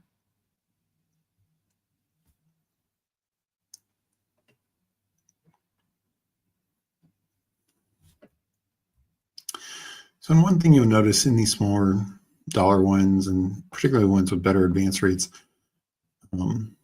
smaller finals, I'm caring a little less about like week 17 correlation. If I get it, if I find it, fantastic. Like I have some mini stuff here, like Ramondre and Braylon Allen. Fantastic. But I'm not going to go so far out of my way to get it.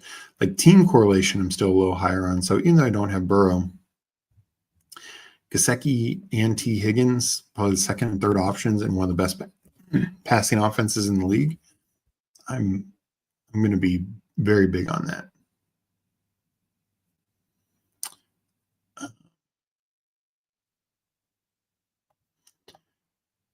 Okay, Eckler 2, yeah. And so far my team, Kyler, CJ, Bijan, JT, Henderson, Swift, Dobbins. Whoa, that's a nice team.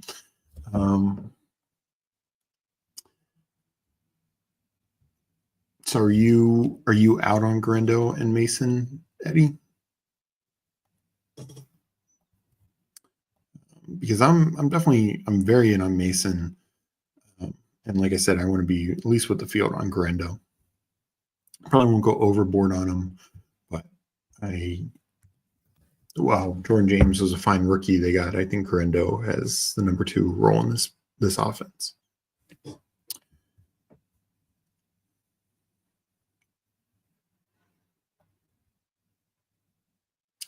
So but they put me in 10-hour clock draft. So you're in 2 slows. You weren't able to get in any fast, Fancy Dog? That's interesting. I mean, faster is still definitely open.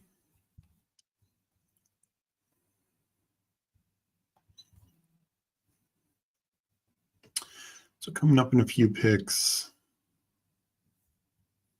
TP Punch, he got his 3 quarterbacks. And this is the thing Megan and I have talked about, getting 3. He waited till the back end of the window, kind of with Stroud and Young and then Geno. But getting 3 in this 9 through 13 window feels so good. He gets 2 there and then 1 in the 14th. So kind of similar. That's definitely a strong way to build as well.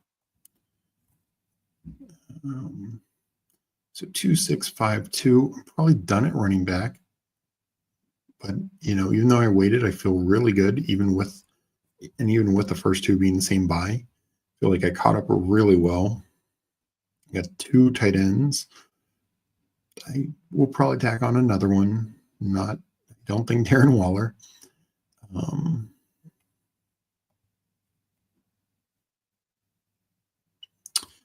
So I will take Slayton here. Boy, I really think I could be done in 6 receivers with this build.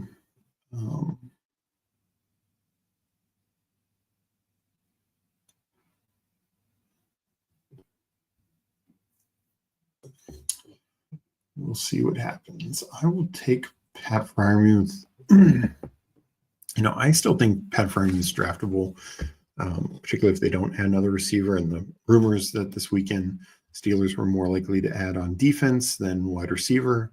They feel good enough about Austin and Roman Wilson is some things that I saw from some of their beat guys, or connecting some of the dots. I wrote about it last week when the trade was made. Arthur Smith had the Falcons in 2023. That team had Kyle Pitts and Jonnu Smith. Their top receiver was Drake London. Not much else at receiver. Bijan had a big receiving role, but not much else at receiver. Kyle Pitts was second on the team in targets. Jonnu was 4th. Both had 70 or more. Both finished as top 20 tight ends in both total points and points per game. I think it was 14th and 17th in points per game. And I want to say like 16th and the numbers are escaping me right now, but both were top 20 in both points per game and total points. And that was with the quarterback play of Desmond Ridder and Tyler Heineke. They only threw a little over 500 passes that year. I think Aaron Rodgers will throw more. They only had 17 passing touchdowns that year. I think Aaron Rodgers will easily throw more. He had 28 last year. I think he could have 20, 24, 25 pretty easily, and obviously could have more than that. So that just really opens up both tight ends to be fantasy viable this year, particularly in best ball. And in the 3 tight end format, Kincaid, Gesicki, Freiermuth. Hopefully Kincaid's what we all believed him to be when he was drafted. But yeah, I'm just really bullish on if you're giving me Freiermuth like this late in the draft, I think he could still finish as like tight end 15, 16, 17, even if Jonnu's above him. And if Jonnu's below him, maybe it flops. Maybe he's the higher one. He finishes as like between tight end 10 and tight end 15. So, that kind of upside for where you're getting them. I think you can make a case Juwan Johnson's a little safer, but these other tight ends that are going Jatavian Sanders, you might start the year ahead of Tommy Tremble and Mitchell Evans, but he might not end the year that way. Theo Johnson, I think, is probably more of a starter, but, and Cole Kmet is another tight end splitting time. So I am on the clock. I will tack on a receiver. I don't feel like I need it, but I will throw it on. And I will go with an upside guy in Adonai Mitchell. I like the Colts' other receivers better, but it's impossible to deny Mitchell's upside in his draft capital, though. Every Colts receiver had similar draft capital, second or third round draft capital. But in a receiver room that I feel so strong about, let me just take an upside play. I considered MVS for a similar reason, draft capital, but just a spike week guy. But I already have a lot of them, so I figured I'd use this to get a little bit more Adonai Mitchell. All right. Let me catch up in chat. Could take, not out, I think Mason could take over, so I'm definitely going to get me some of him. Grando, I will have very little of. Yes, didn't want to slow, didn't even know that was an option. Everybody else is surprised too. Trying to do it like a regular draft. CMC comes back healthy. It's his backfield. Yeah. And I mean, look, I think Aaron Jones will still have a role, but just historically for Aaron Jones, most years he split the work, whether it was with Jamal Williams and then A.J. Dillon. Even last year down the stretch, Cam Akers was splitting the work. But while he's had some very usable fantasy years, usually he is the epitome of a spike week guy. Even with the Packers, he'd have a 30-point game. In the next 3 weeks, he would barely crack 10 points. So he's very much a spike week guy. A lot of times when he gets it done in the passing game, I think he's still fine, but I agree. Mason could just be the touchdown machine.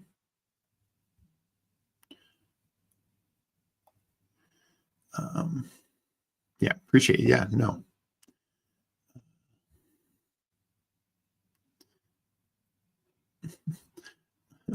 Michael, I'm guessing Michael Mayer, contingent upside and possible decent role in Vegas. So I do think Vegas will do more 2 tight ends. I don't know if I don't think it's the same situation because there Bowers is just going to dominate targets, like to an extreme example. And then you have Jacoby Myers, Betch, Thornton, even Genty. I think there's absolutely contingent upside, but I just don't know. He's not a guy I'm really going to take. I was hoping that the Dolphins would trade for him, free Michael Mayer, but that did not happen. All right. Not sure what people want, but I will do one more draft. I need to get these Chihuahuas done, so why not do another one on stream? Well, I've been enjoying talking with you guys. We will do one more. I will try to do it from my computer. Last time on my phone, it did not work out. So if people are interested, hopefully the pre-flows have all filled or finished. I'll give it another 30 seconds just in case. But then I will count down and do one more Chihuahua. I now have 6 left because I just did a couple slows. But yeah, we are at 81%, 81.5% essentially. Yeah, this thing might not make it, Chad, to your morning stream at this rate. I might just have to do slows for the rest of these. So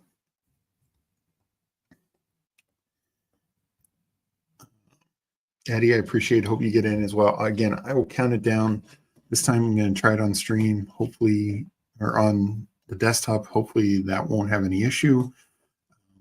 Again, I try and hit enter when you hear me say 9 or 8 or 9. It is a little tough, but there is, a few second delay. So, all right, sounds like Fantasy Dog's going to try as well. Peanut Punch, thank you for joining that draft. Yeah, it is. It seems like we need to get them in, particularly if you're not going to. Yeah, Chad. I don't know. I mean, luckily you have an early stream, but I was going to maybe do a stream tomorrow afternoon. That ain't happening, or at least for this. Like I might do a stream, but it ain't going to be this. Okay. So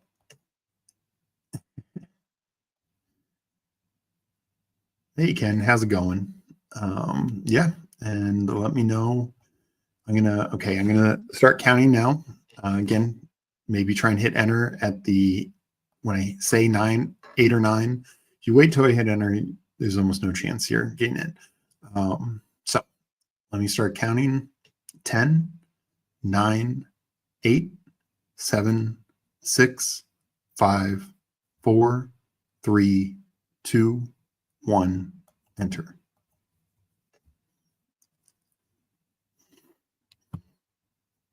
All right, the snap filled essentially. So let's see. Did we get some guys in? It is. So we got B Grandy in again. Might be the what up Watson's in again. So some guys from earlier. If anyone else is in, I'm so sorry. I really tried. If anyone else is in and I'm just missing the name, please let me know. I appreciate you guys as well. Thank you guys so much. Please, again, I'm sure most of you already have, hit the like button. Of course, I hope you're all subscribed. I appreciate everyone. Megan, I appreciate everyone. All of us do. We're trying to do more and more drafts. We get to 1,000 YouTube subscribers before the season. We're going to do a 24-hour live stream, have a lot of fun stuff planned for that. Remember, we have Best Ball Jeopardy going on. I'm going to face off with Neil Orfield on Wednesday for the losers bracket. Sorry, Fantasy Dog. Oh, geez. I am so sorry. Maybe it was, I don't know what, essentially snap, when I hit enter, it was 3 left and then snap filled. So I was thinking more people got in, but yeah, it's so tough to judge, especially on these contests that are essentially filling left and right.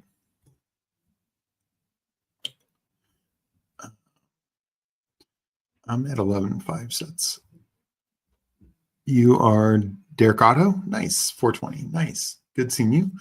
Appreciate you joining us. The overflow sounds good again.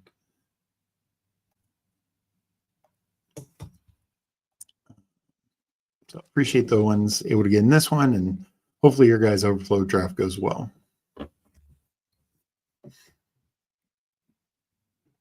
Let's see, what up, Watson is about on the clock. I'm at the 9th spot. I had the 10th twice earlier, one in the Chihuahua, one in Dauchshund. So hopefully I can mix up my build a little bit. I took Neighbors and Nico in those two. I believe that was the order. So hopefully get some different things in this draft.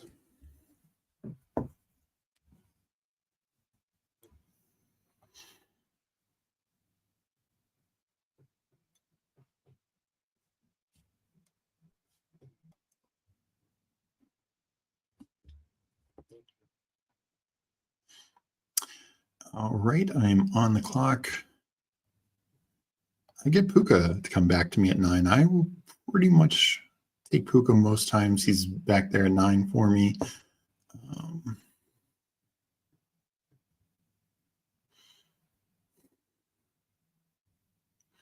Steve, our guy Stephen WC, good evening. Thanks for joining. Appreciate that, Stephen. Yeah, we need to find out the right timing. I know, Eddie. I'm sorry. Polino 89. You in this one? You're a heavy hitter? Okay. Nice. Nice. I know I've seen you in drafts before, but I couldn't remember your team name. Yeah, no, that's always fun when the streamers at the same part of the board. Do some favorite contests on Underdog. So Peanut, do you mean like the different ones like Eliminator, sprint marathon, or do you mean like the different dog breed for the regular style contests? I can answer both. Excuse me. I will say, I mean, obviously, in terms of the different styles, give me 1 second. I'm about to make a pick. Then I will answer. I will take Henry coming back to me. Ooh, the Puka London's tough to pass up. I will do that. So I pivoted there. Grab 210. Oh, there you go. So in terms of the favorite styles, I will say, obviously, classic is my favorite, but Superflex would be right there with me. I'm a big fan of Superflex. I think there's a lot of edge there. I wrote articles about it. I have rankings about it. Definitely one of my favorite styles. But then I would go. I'm definitely different than most people. I would go to sprint and marathon above, and then weekly winners, and the last one would be eliminator. Now, I like look, I'm doing all of them. I'm in all of them, but the eliminator, it's a fun, definitely streamer sweat. It's going to be a fun sweat on Twitter every week, but it is not the most positive EV. It's got the worst cash rate. It's, just the whole field gets so whittled down so quickly. And it's a lot of pod luck. That being said, I'm still doing it. It's still fun. It's just not my favorite style. I made the finals in 21 or 22 eliminator teams last year. I made the finals in one. That was a lot of fun. But last year, the eliminator format previously, almost every week is 60 to 80% advance. And you're in bigger pods. So you don't even, even if it's 60, even in the weeks, there's only a couple of weeks where it's 50% advance. Even when it's 50% advance, but you're in a pod of 10 or 12, you don't need, it's just, I feel more confident that I'm going to advance 50% of the time in those types of pods than this, where it's, if you and I, in that 10-person pod, you and I could both be in it with the top 2 teams, and then 3 other teams are advancing with us. But if we're facing off each other and we're the top 2 teams, then either you or I are done. So that's my thought on Eliminator. I wish they had the old format and then this was just something new on top. I'd probably like it a little bit more just because I did like the old Eliminator.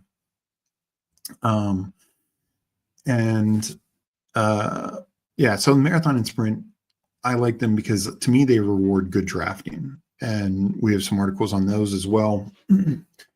And I just think they reward good drafting. Sure, you need some injuries to go your way, but Meg last year in the marathon on Underdog, which was twice the size, finished, I think, 138th. And she wrote an article about it. She had 5 misses, but she still finished 138th. So it's not like you need to hit every single guy right. If she had just 1 or 2 misses, she would have finished much higher. But it's just the way that it is. And, and she only did like 6 or 7, maybe 8 entries. It's not like she maxed it or anything crazy like that. So I just like them because they reward good drafting. Also the marathon, it's interesting, 16% cash rate, and you double your money for the lowest. 16% of the field doubles their money, which is not everything else has that kind of caveat as well. All right, coming up on my pick, and then I'll get back to the chat. Sorry for the long-winded answer. I will take Terry here. Boy, for the guy who does not like going 0 RB, I'm finding more and more 0 RB teams tonight. You guys must be rubbing off on me. What spot are you, Eddie? I'll check the articles out. I've not done any FFPC. I do a ton of drafters, ton of DraftKings. Going to get rankings up for DraftKings this week and drafters following that up. And I'll do some articles on those as well. I'm with you, Eddie. Mason's entering his fourth season, playing 12 games. Yeah. No, I mean, that is the downside on Mason. Like, you need to believe, like, will he stay healthy? And this is the interesting debate here. If Lamar comes back to me, boy, I'm not one to take Daniels over Lamar, but I do have the stack, so I will do it.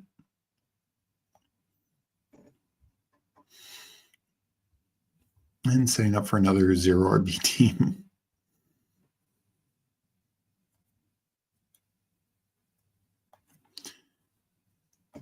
Appreciate it. Of course. No, and thanks everyone for showing up. We will do more like marathon, streams that are more marathon focused or more, sprint focused.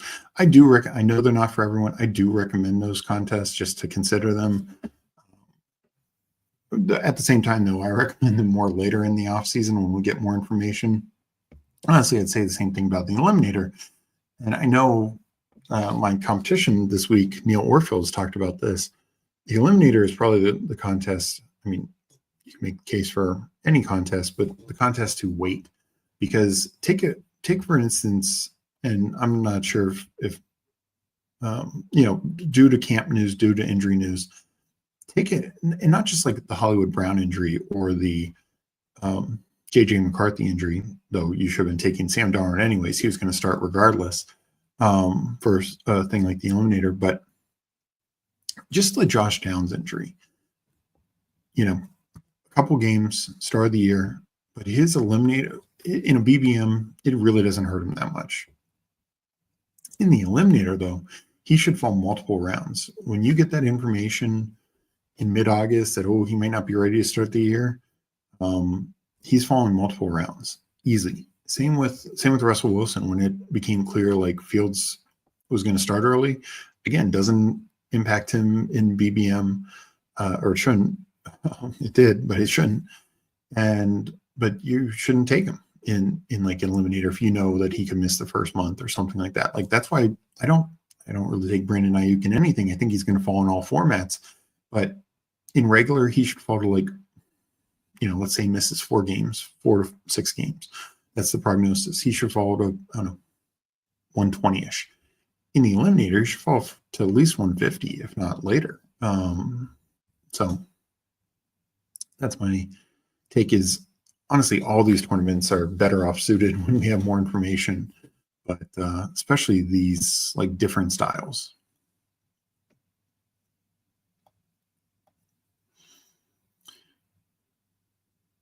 Yeah, no, I know, Paul, you're not on Mason. I'm bullish enough because I don't know if you heard me a little bit ago talk about Aaron Jones. Aaron Jones has always been kind of a split backfield guy. Jamal Williams, AJ Dillon, even last year down the stretch with Cam Akers. So I think it sets up where Mason could kind of have that Jamal Williams and even AJ Dillon role of, not many catches, but a lot of carries, a lot of touchdown equity around the goal line. So we aren't making this one a true 0 RB. I will take, I'll take Mixon here.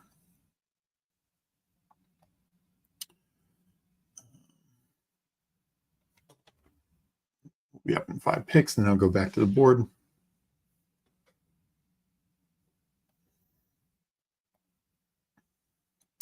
I drafted top 4 quarterbacks. If everyone lets Burrow fall to the 60s, I'm very tempted. And sometimes I draft him even with elite. Well, and I will say, I think in the last draft when I took Higgins, I didn't pay too much attention to it, but had Burrow been back there, that's always something tempting to go like Hurts when you have like Higgins and you take Burrow in, 68 to 70 type thing. I would double tap running back here, take James Conner. And generally, I like these kind of builds better, even waiting on running back to the 5th round, 5th and 6th round, double tap there, mix in James Conner. Got to get that, 2017 NFL draft backfield. Obviously, there's a lot of guys, including Aaron Jones, who we were just talking about from that 2017 class, and Austin Eckler, who was not drafted, but an undrafted guy, and Kamara and McCaffrey as well. But no, that double, when you add Burrow to like Hurts, boy, that's a lot of fun. If you have Higgins and sometimes you get like Hurts Devonta or you did Hurts with Barkley and it's like totally stacked up. It can really, really be a lot of fun. I agree. I love the spring. Good. Nice. 0%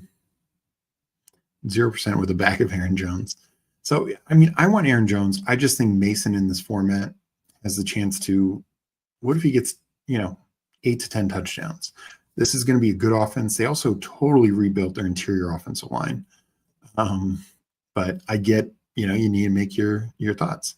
Aspatuna, nice seeing you. Appreciate you joining the chat. Thoughts on the Chargers backfield this year? Let me bring up the board. Wow, to that. So Chargers backfield, I think overall end of the year, it's Hampton. Like Hampton they took him in the 1st round. He's the elite talent. I think Najee will have enough of a role.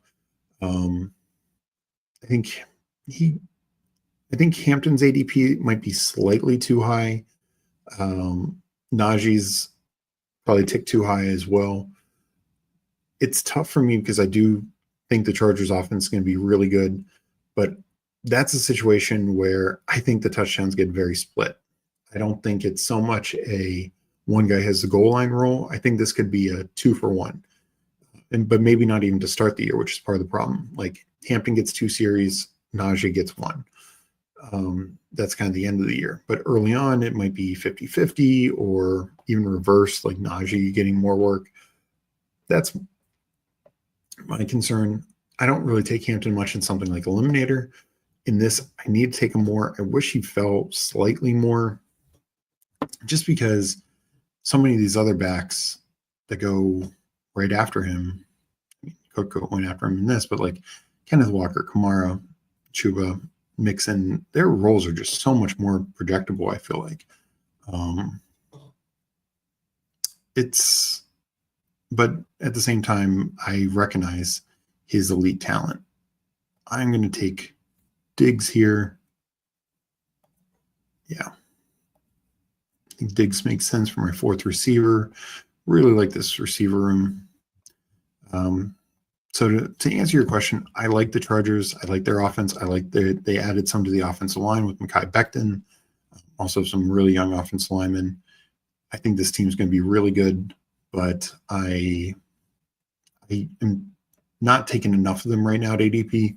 But by the end of the year, I want to be above the field on Hampton and probably around the field on Najee.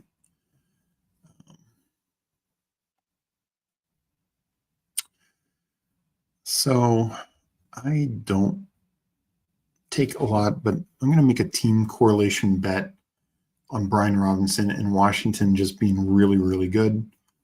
This was a top offense last year, 2nd year in the system. They improved their offensive line.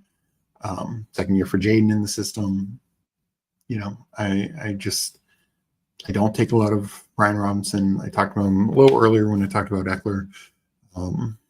And generally I prefer Eckler at ADP than Brian Robinson, but it was at his ADP. He's not a guy I pull up.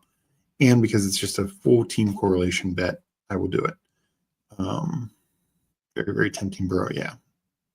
Pick Golden, didn't even know it. Yeah, well, Golden's not the worst pick, at least. Definitely Votto picked worse, that's for sure. So no, Chargers are one. The thing with Najee is he also has tremendous contingent upside. This is the guy with 100. If Hampton misses any time, I do believe in Najee. Like, is he the greatest back in the league? No, but I think he is, a good, solid back. Kind of like a David Montgomery type thing. And if Hampton misses any time, Najee is Iron Man. He's the Cal Ripken right now of running backs. He's not missed a single start. Has 250 carries every year or more. Can catch the ball in the backfield. Can be fine in the goal line. Last year he wasn't efficient. Earlier he was in his career. So, yeah. That's why I don't want to, like, a lot of these situations when I'm in on one, I want to be out on the other. That's one where I definitely want to be in on both, because I just believe in the Chargers being a top 10 offense at least.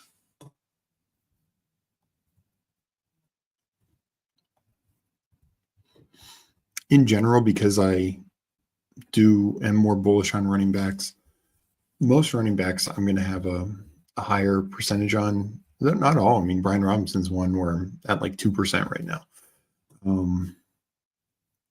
And Swift I'm low on right now. I'm going to get that up. Tracy I'm at, obviously famously on Scattaboo over 30%. Tracy I'm at like 4%, maybe even a little lower now with recent drafts. Charbonnet, I took him in the last one. I'm probably at like 4 to 6% on him. So these like contingent backs, second backs, I'm not as generally high on, just because I'm taking more starters overall.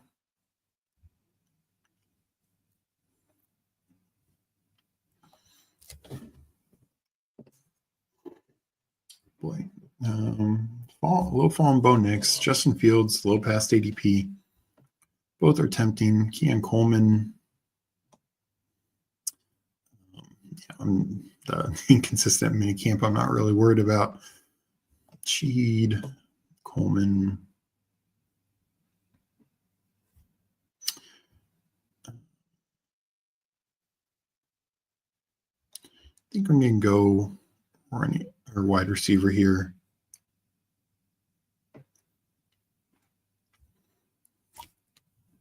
Let's see what.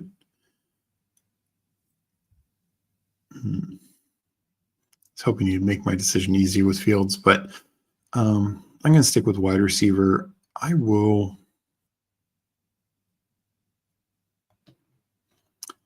go Coleman.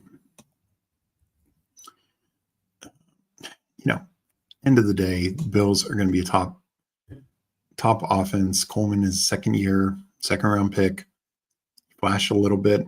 I know he's got some flaws to his game. There's some holes in his game, but Tracy came back. Dak is interesting, and maybe getting Ferguson, but I will take Shaheed. Get a 6 receiver here. Could stop at 6.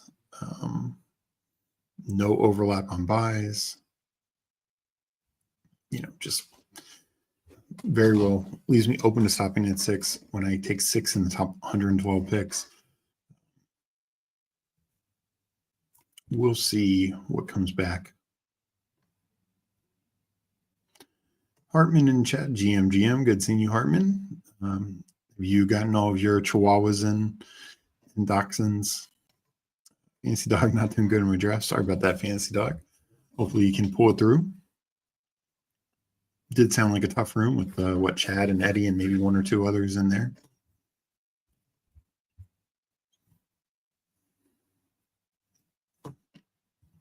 So let me bring up the board. This will be my last draft of the night. Probably think Candyman's live now.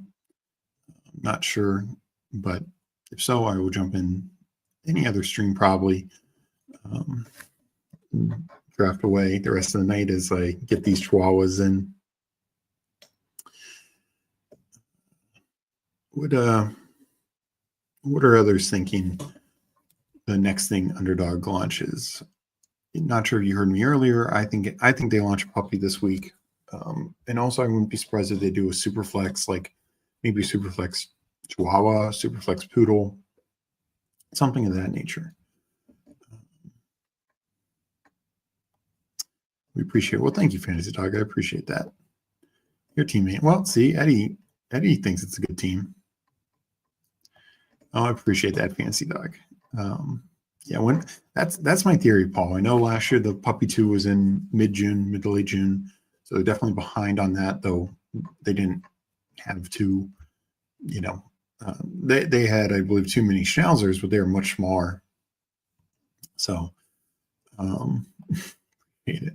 So I think the puppy 2. My guess is it's this week, like honestly Tuesday, maybe tomorrow, because I think this Chihuahua was full by about noon or 2 p.m. tomorrow. So I would be shocked if they don't release another puppy this week.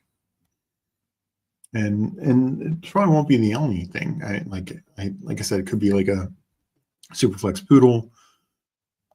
Let's see, I'm on the clock, so I should probably make a pick.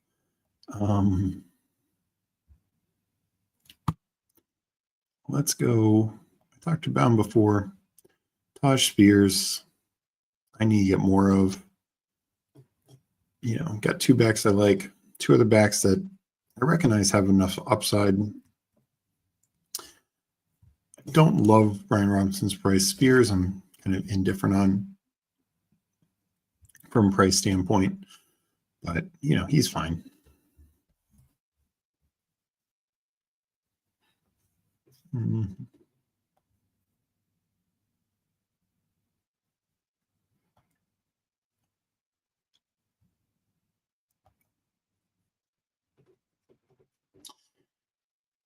Do I go tight end here?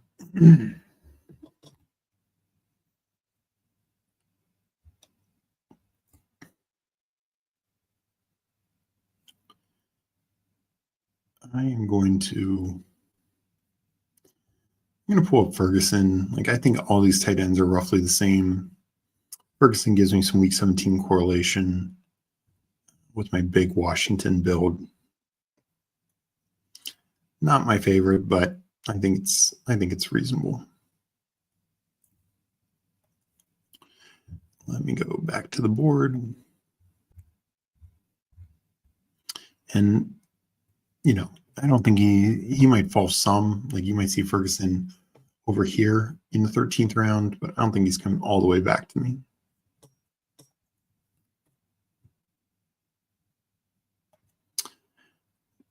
Bryce Young is my first quarterback. Hey, I mean, I would probably be adding a couple more guys to that, but I think Bryce is a reasonable upside play this year. He had 6 rushing touchdowns despite being benched up that whole time.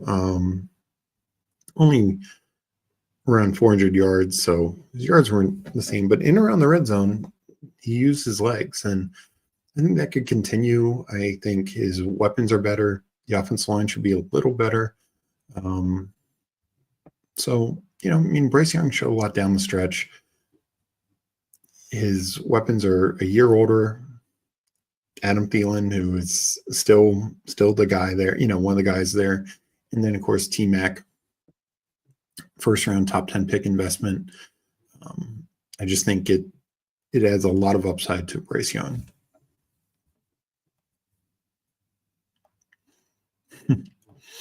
We've all been there.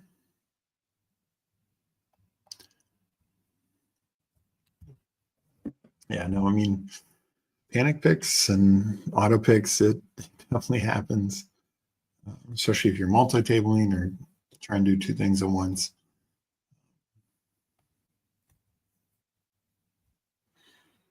So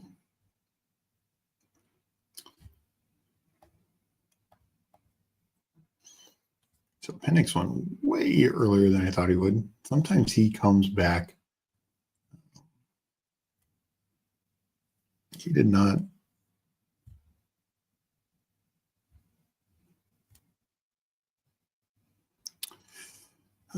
This is not my favorite range. There's some receivers I like, but might still stop at 6.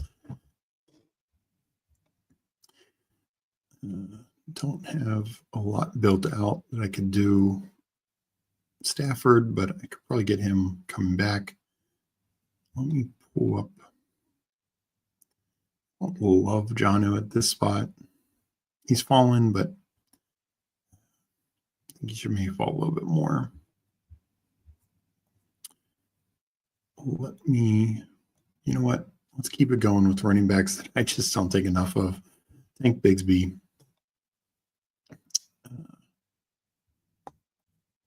Might add a 6th running back. We'll see. Very open to how this build ends up.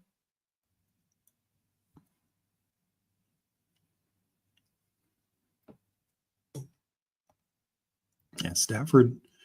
What up, Watson? And Gino going. So, yeah, I couldn't even take Stafford there. Tua, no real interest. We'll see how I pull together a quarterback for this one. Definitely not going to be my favorite. Tua, of course, being the one that falls. Less than ideal. I would take Cam Ward. I have Tajay Spears. I didn't get Ridley in this one. Maybe I tack on like Chig.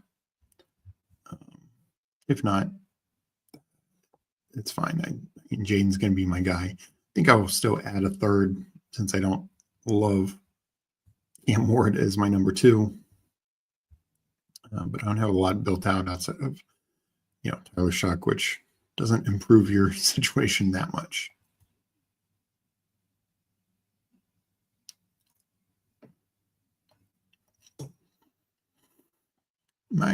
Jacoby Myers, I think, is a fine pick anywhere near ADP. Go back to the board, and then we'll go back to chat.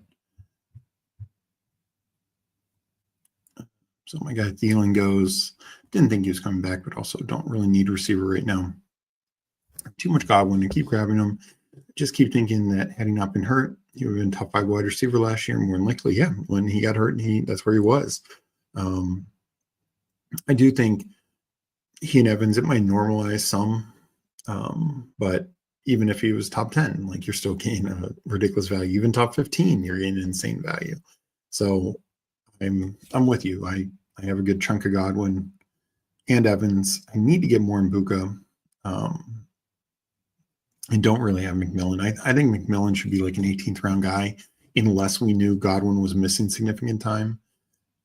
They've been a little vague about his return, but not entirely, not anything near like Brandon Ayuk. So I'm assuming Godwin's fine, and it's going to be those 3 receivers. CJ and going auto. Yeah, no, and Eddie agrees. I think Jacoby's fine. His biggest competition is Trey Tucker and 2 rookies. Brock's the true number 1 on that team, but Jacoby's going to have plenty of work. You look at where he finished last year with terrible quarterback play, terrible coaching, with Brock, just bad offense in general. The offense should be better in general.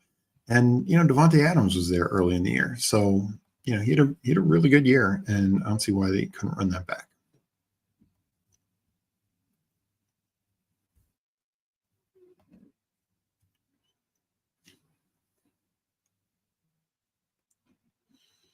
So Jonnu falls to 177. That's got to be interesting to me. So Zach Ertz would complete the team stack.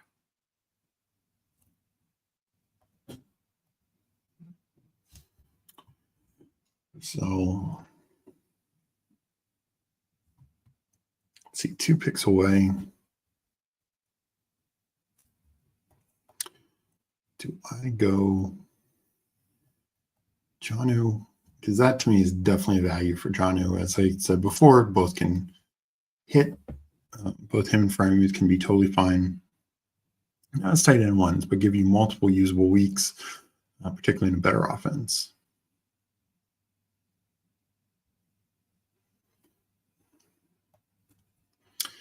I have plenty of Ertz. He's one of my highest tight ends. I have plenty of Washington already. I will take Jonnu here. I don't mind it. That's just, not only is it 34 picks past his current ADP, but, he was going 120, a couple weeks ago, even higher than that. Now, if Ertz comes back to me, I think we take that and be happy about it.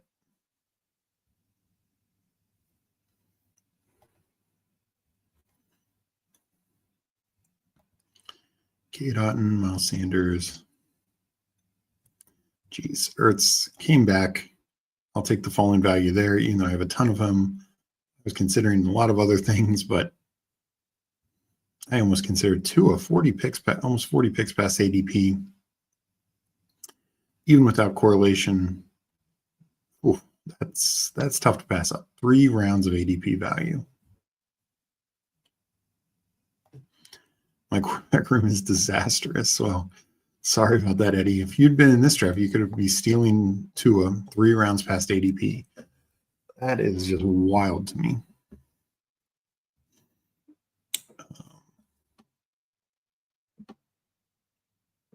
Wow, this is an interesting draft.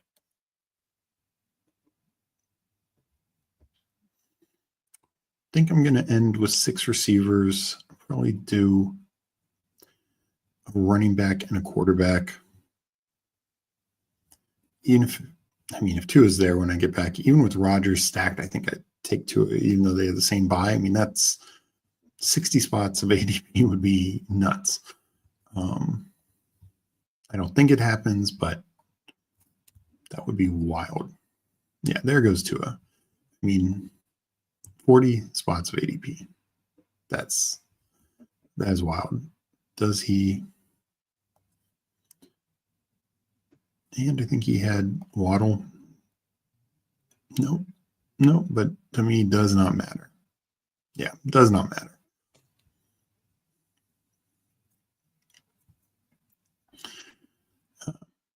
I originally thought I'd be taking Chig in this round, or trying to, but definitely not taking tight end there.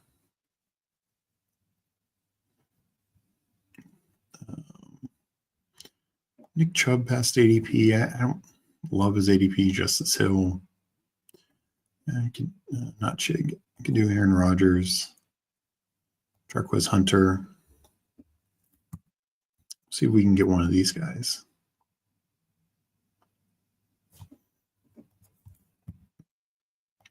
We got our guys ad on real time in here. RBs are king. Yep. No, you're preaching to the choir. I did some quote unquote more 0 RB teams tonight of my 4 teams, but honestly, none of them do I feel running back is a weakness. That to me is the key. Like, don't let running back be a weakness. Even in the teams where I waited till like the 6th round,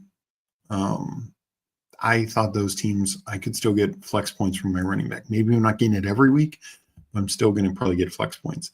This one, 2 clear starters. Robinson probably starting. We'll see. Could be more of a split role than 2 more like contingent dish plays. Not the best, not the worst.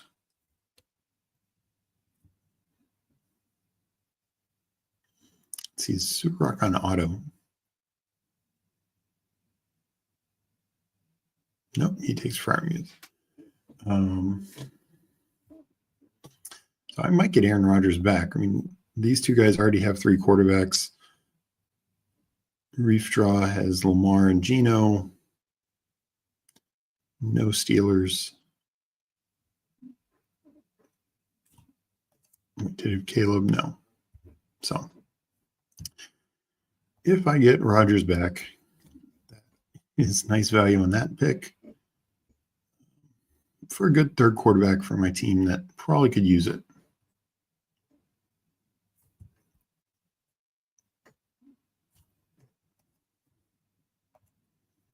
So it's not 0 running back in the sense of, and yeah, I get Rodgers back.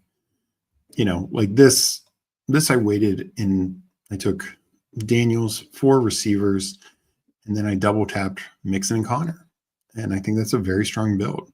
There was a couple where I did wait to the 6th round. One of them, I started with Connor. But yeah, I still felt good about my running back rooms. There wasn't a running back room tonight that I felt that was truly weak, that I didn't feel confident in. I already have a couple week 8s, so that will also be a deciding factor as I take Justice Hill. I know there's been a lot of hype on Keaton Mitchell, the missile lately, but I still think Hill could be the number 2 in that role.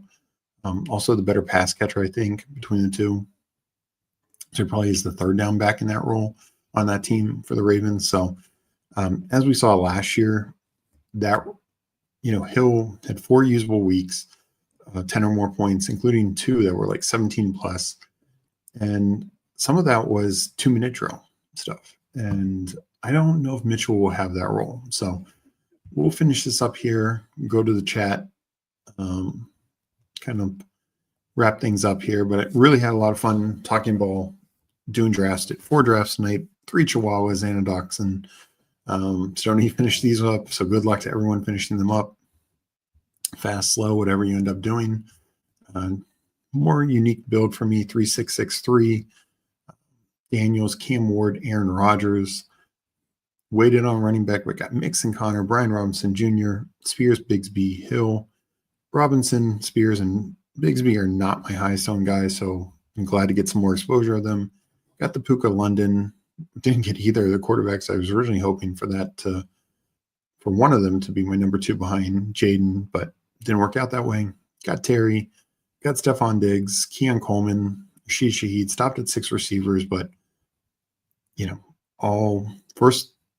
these first 4 should be the team's number 1s. Keon Coleman and Shaheed, probably really good number 2s or upside number 2s. And just them all having different bye weeks. I'm always going to have 5 receivers to fill at least 3 spots, if not the flex. If this running back room isn't catching up in the flex, which it definitely isn't my favorite, but there's many outs for it to catch up. And then Jake Ferguson to get the bring back. I pulled him up a little bit, but it paid off, getting falls on both Jonnu and Zach Ertz, as well as the fall on Aaron Rodgers. So felt like I had some good value. Hill's been falling anyways, but still got a fall there. So yeah, felt pretty good about this draft in general. Not always my favorite guys. Definitely more unique build for me, 3-6-6-3. But I think it's good, solid, and very competitive. We'll hit up chat for any. Wow, overflow has been over for 10 minutes. That's must have gone fast. I know, I waited on some of my picks, but wow. Eddie, always enjoy your streams, man. One day I'll stream because I love fantasy, but I'm just busy with in real life business. I'd rather do this. Appreciate it. I know it's a grind though. Thank you, Eddie. Really appreciate you. Really appreciate everyone for coming in, talking ball, drafting with me. No, unfortunately, we weren't able to get in a lot of people in every draft, but felt like we got a couple in every one.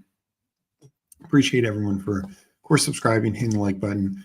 As always, we have the Fanspeak Best Ball subscription on Substack. We're going to be adding more and more to that. And remember, that's a full year. You have access to it for a full year for a one-time payment. In addition, we're going to be doing a lot more stuff on YouTube. We're trying to get to 1,000 subs. This week, I'll be doing multiple shows. Definitely one on Wednesday night after Jeopardy. I face Neil Jeopardy Wednesday night. We have our typical shows. I think Andrew's out this week, but Bruni's got a show tomorrow. I'm going to do 1 or 2 more of these talking best ball this week. Meg has Friends with Best Ball on Friday. We have our sibling showdown on Thursday. So yeah, a lot of good things going on. Really appreciate everyone for joining in, chatting, and helping us out. Peace. Good to see you too as well, Thad. And again, thank you everyone for joining. I'm going to end the stream here, but good luck with your drafts and enjoy the rest of your weekend. Talk to you later.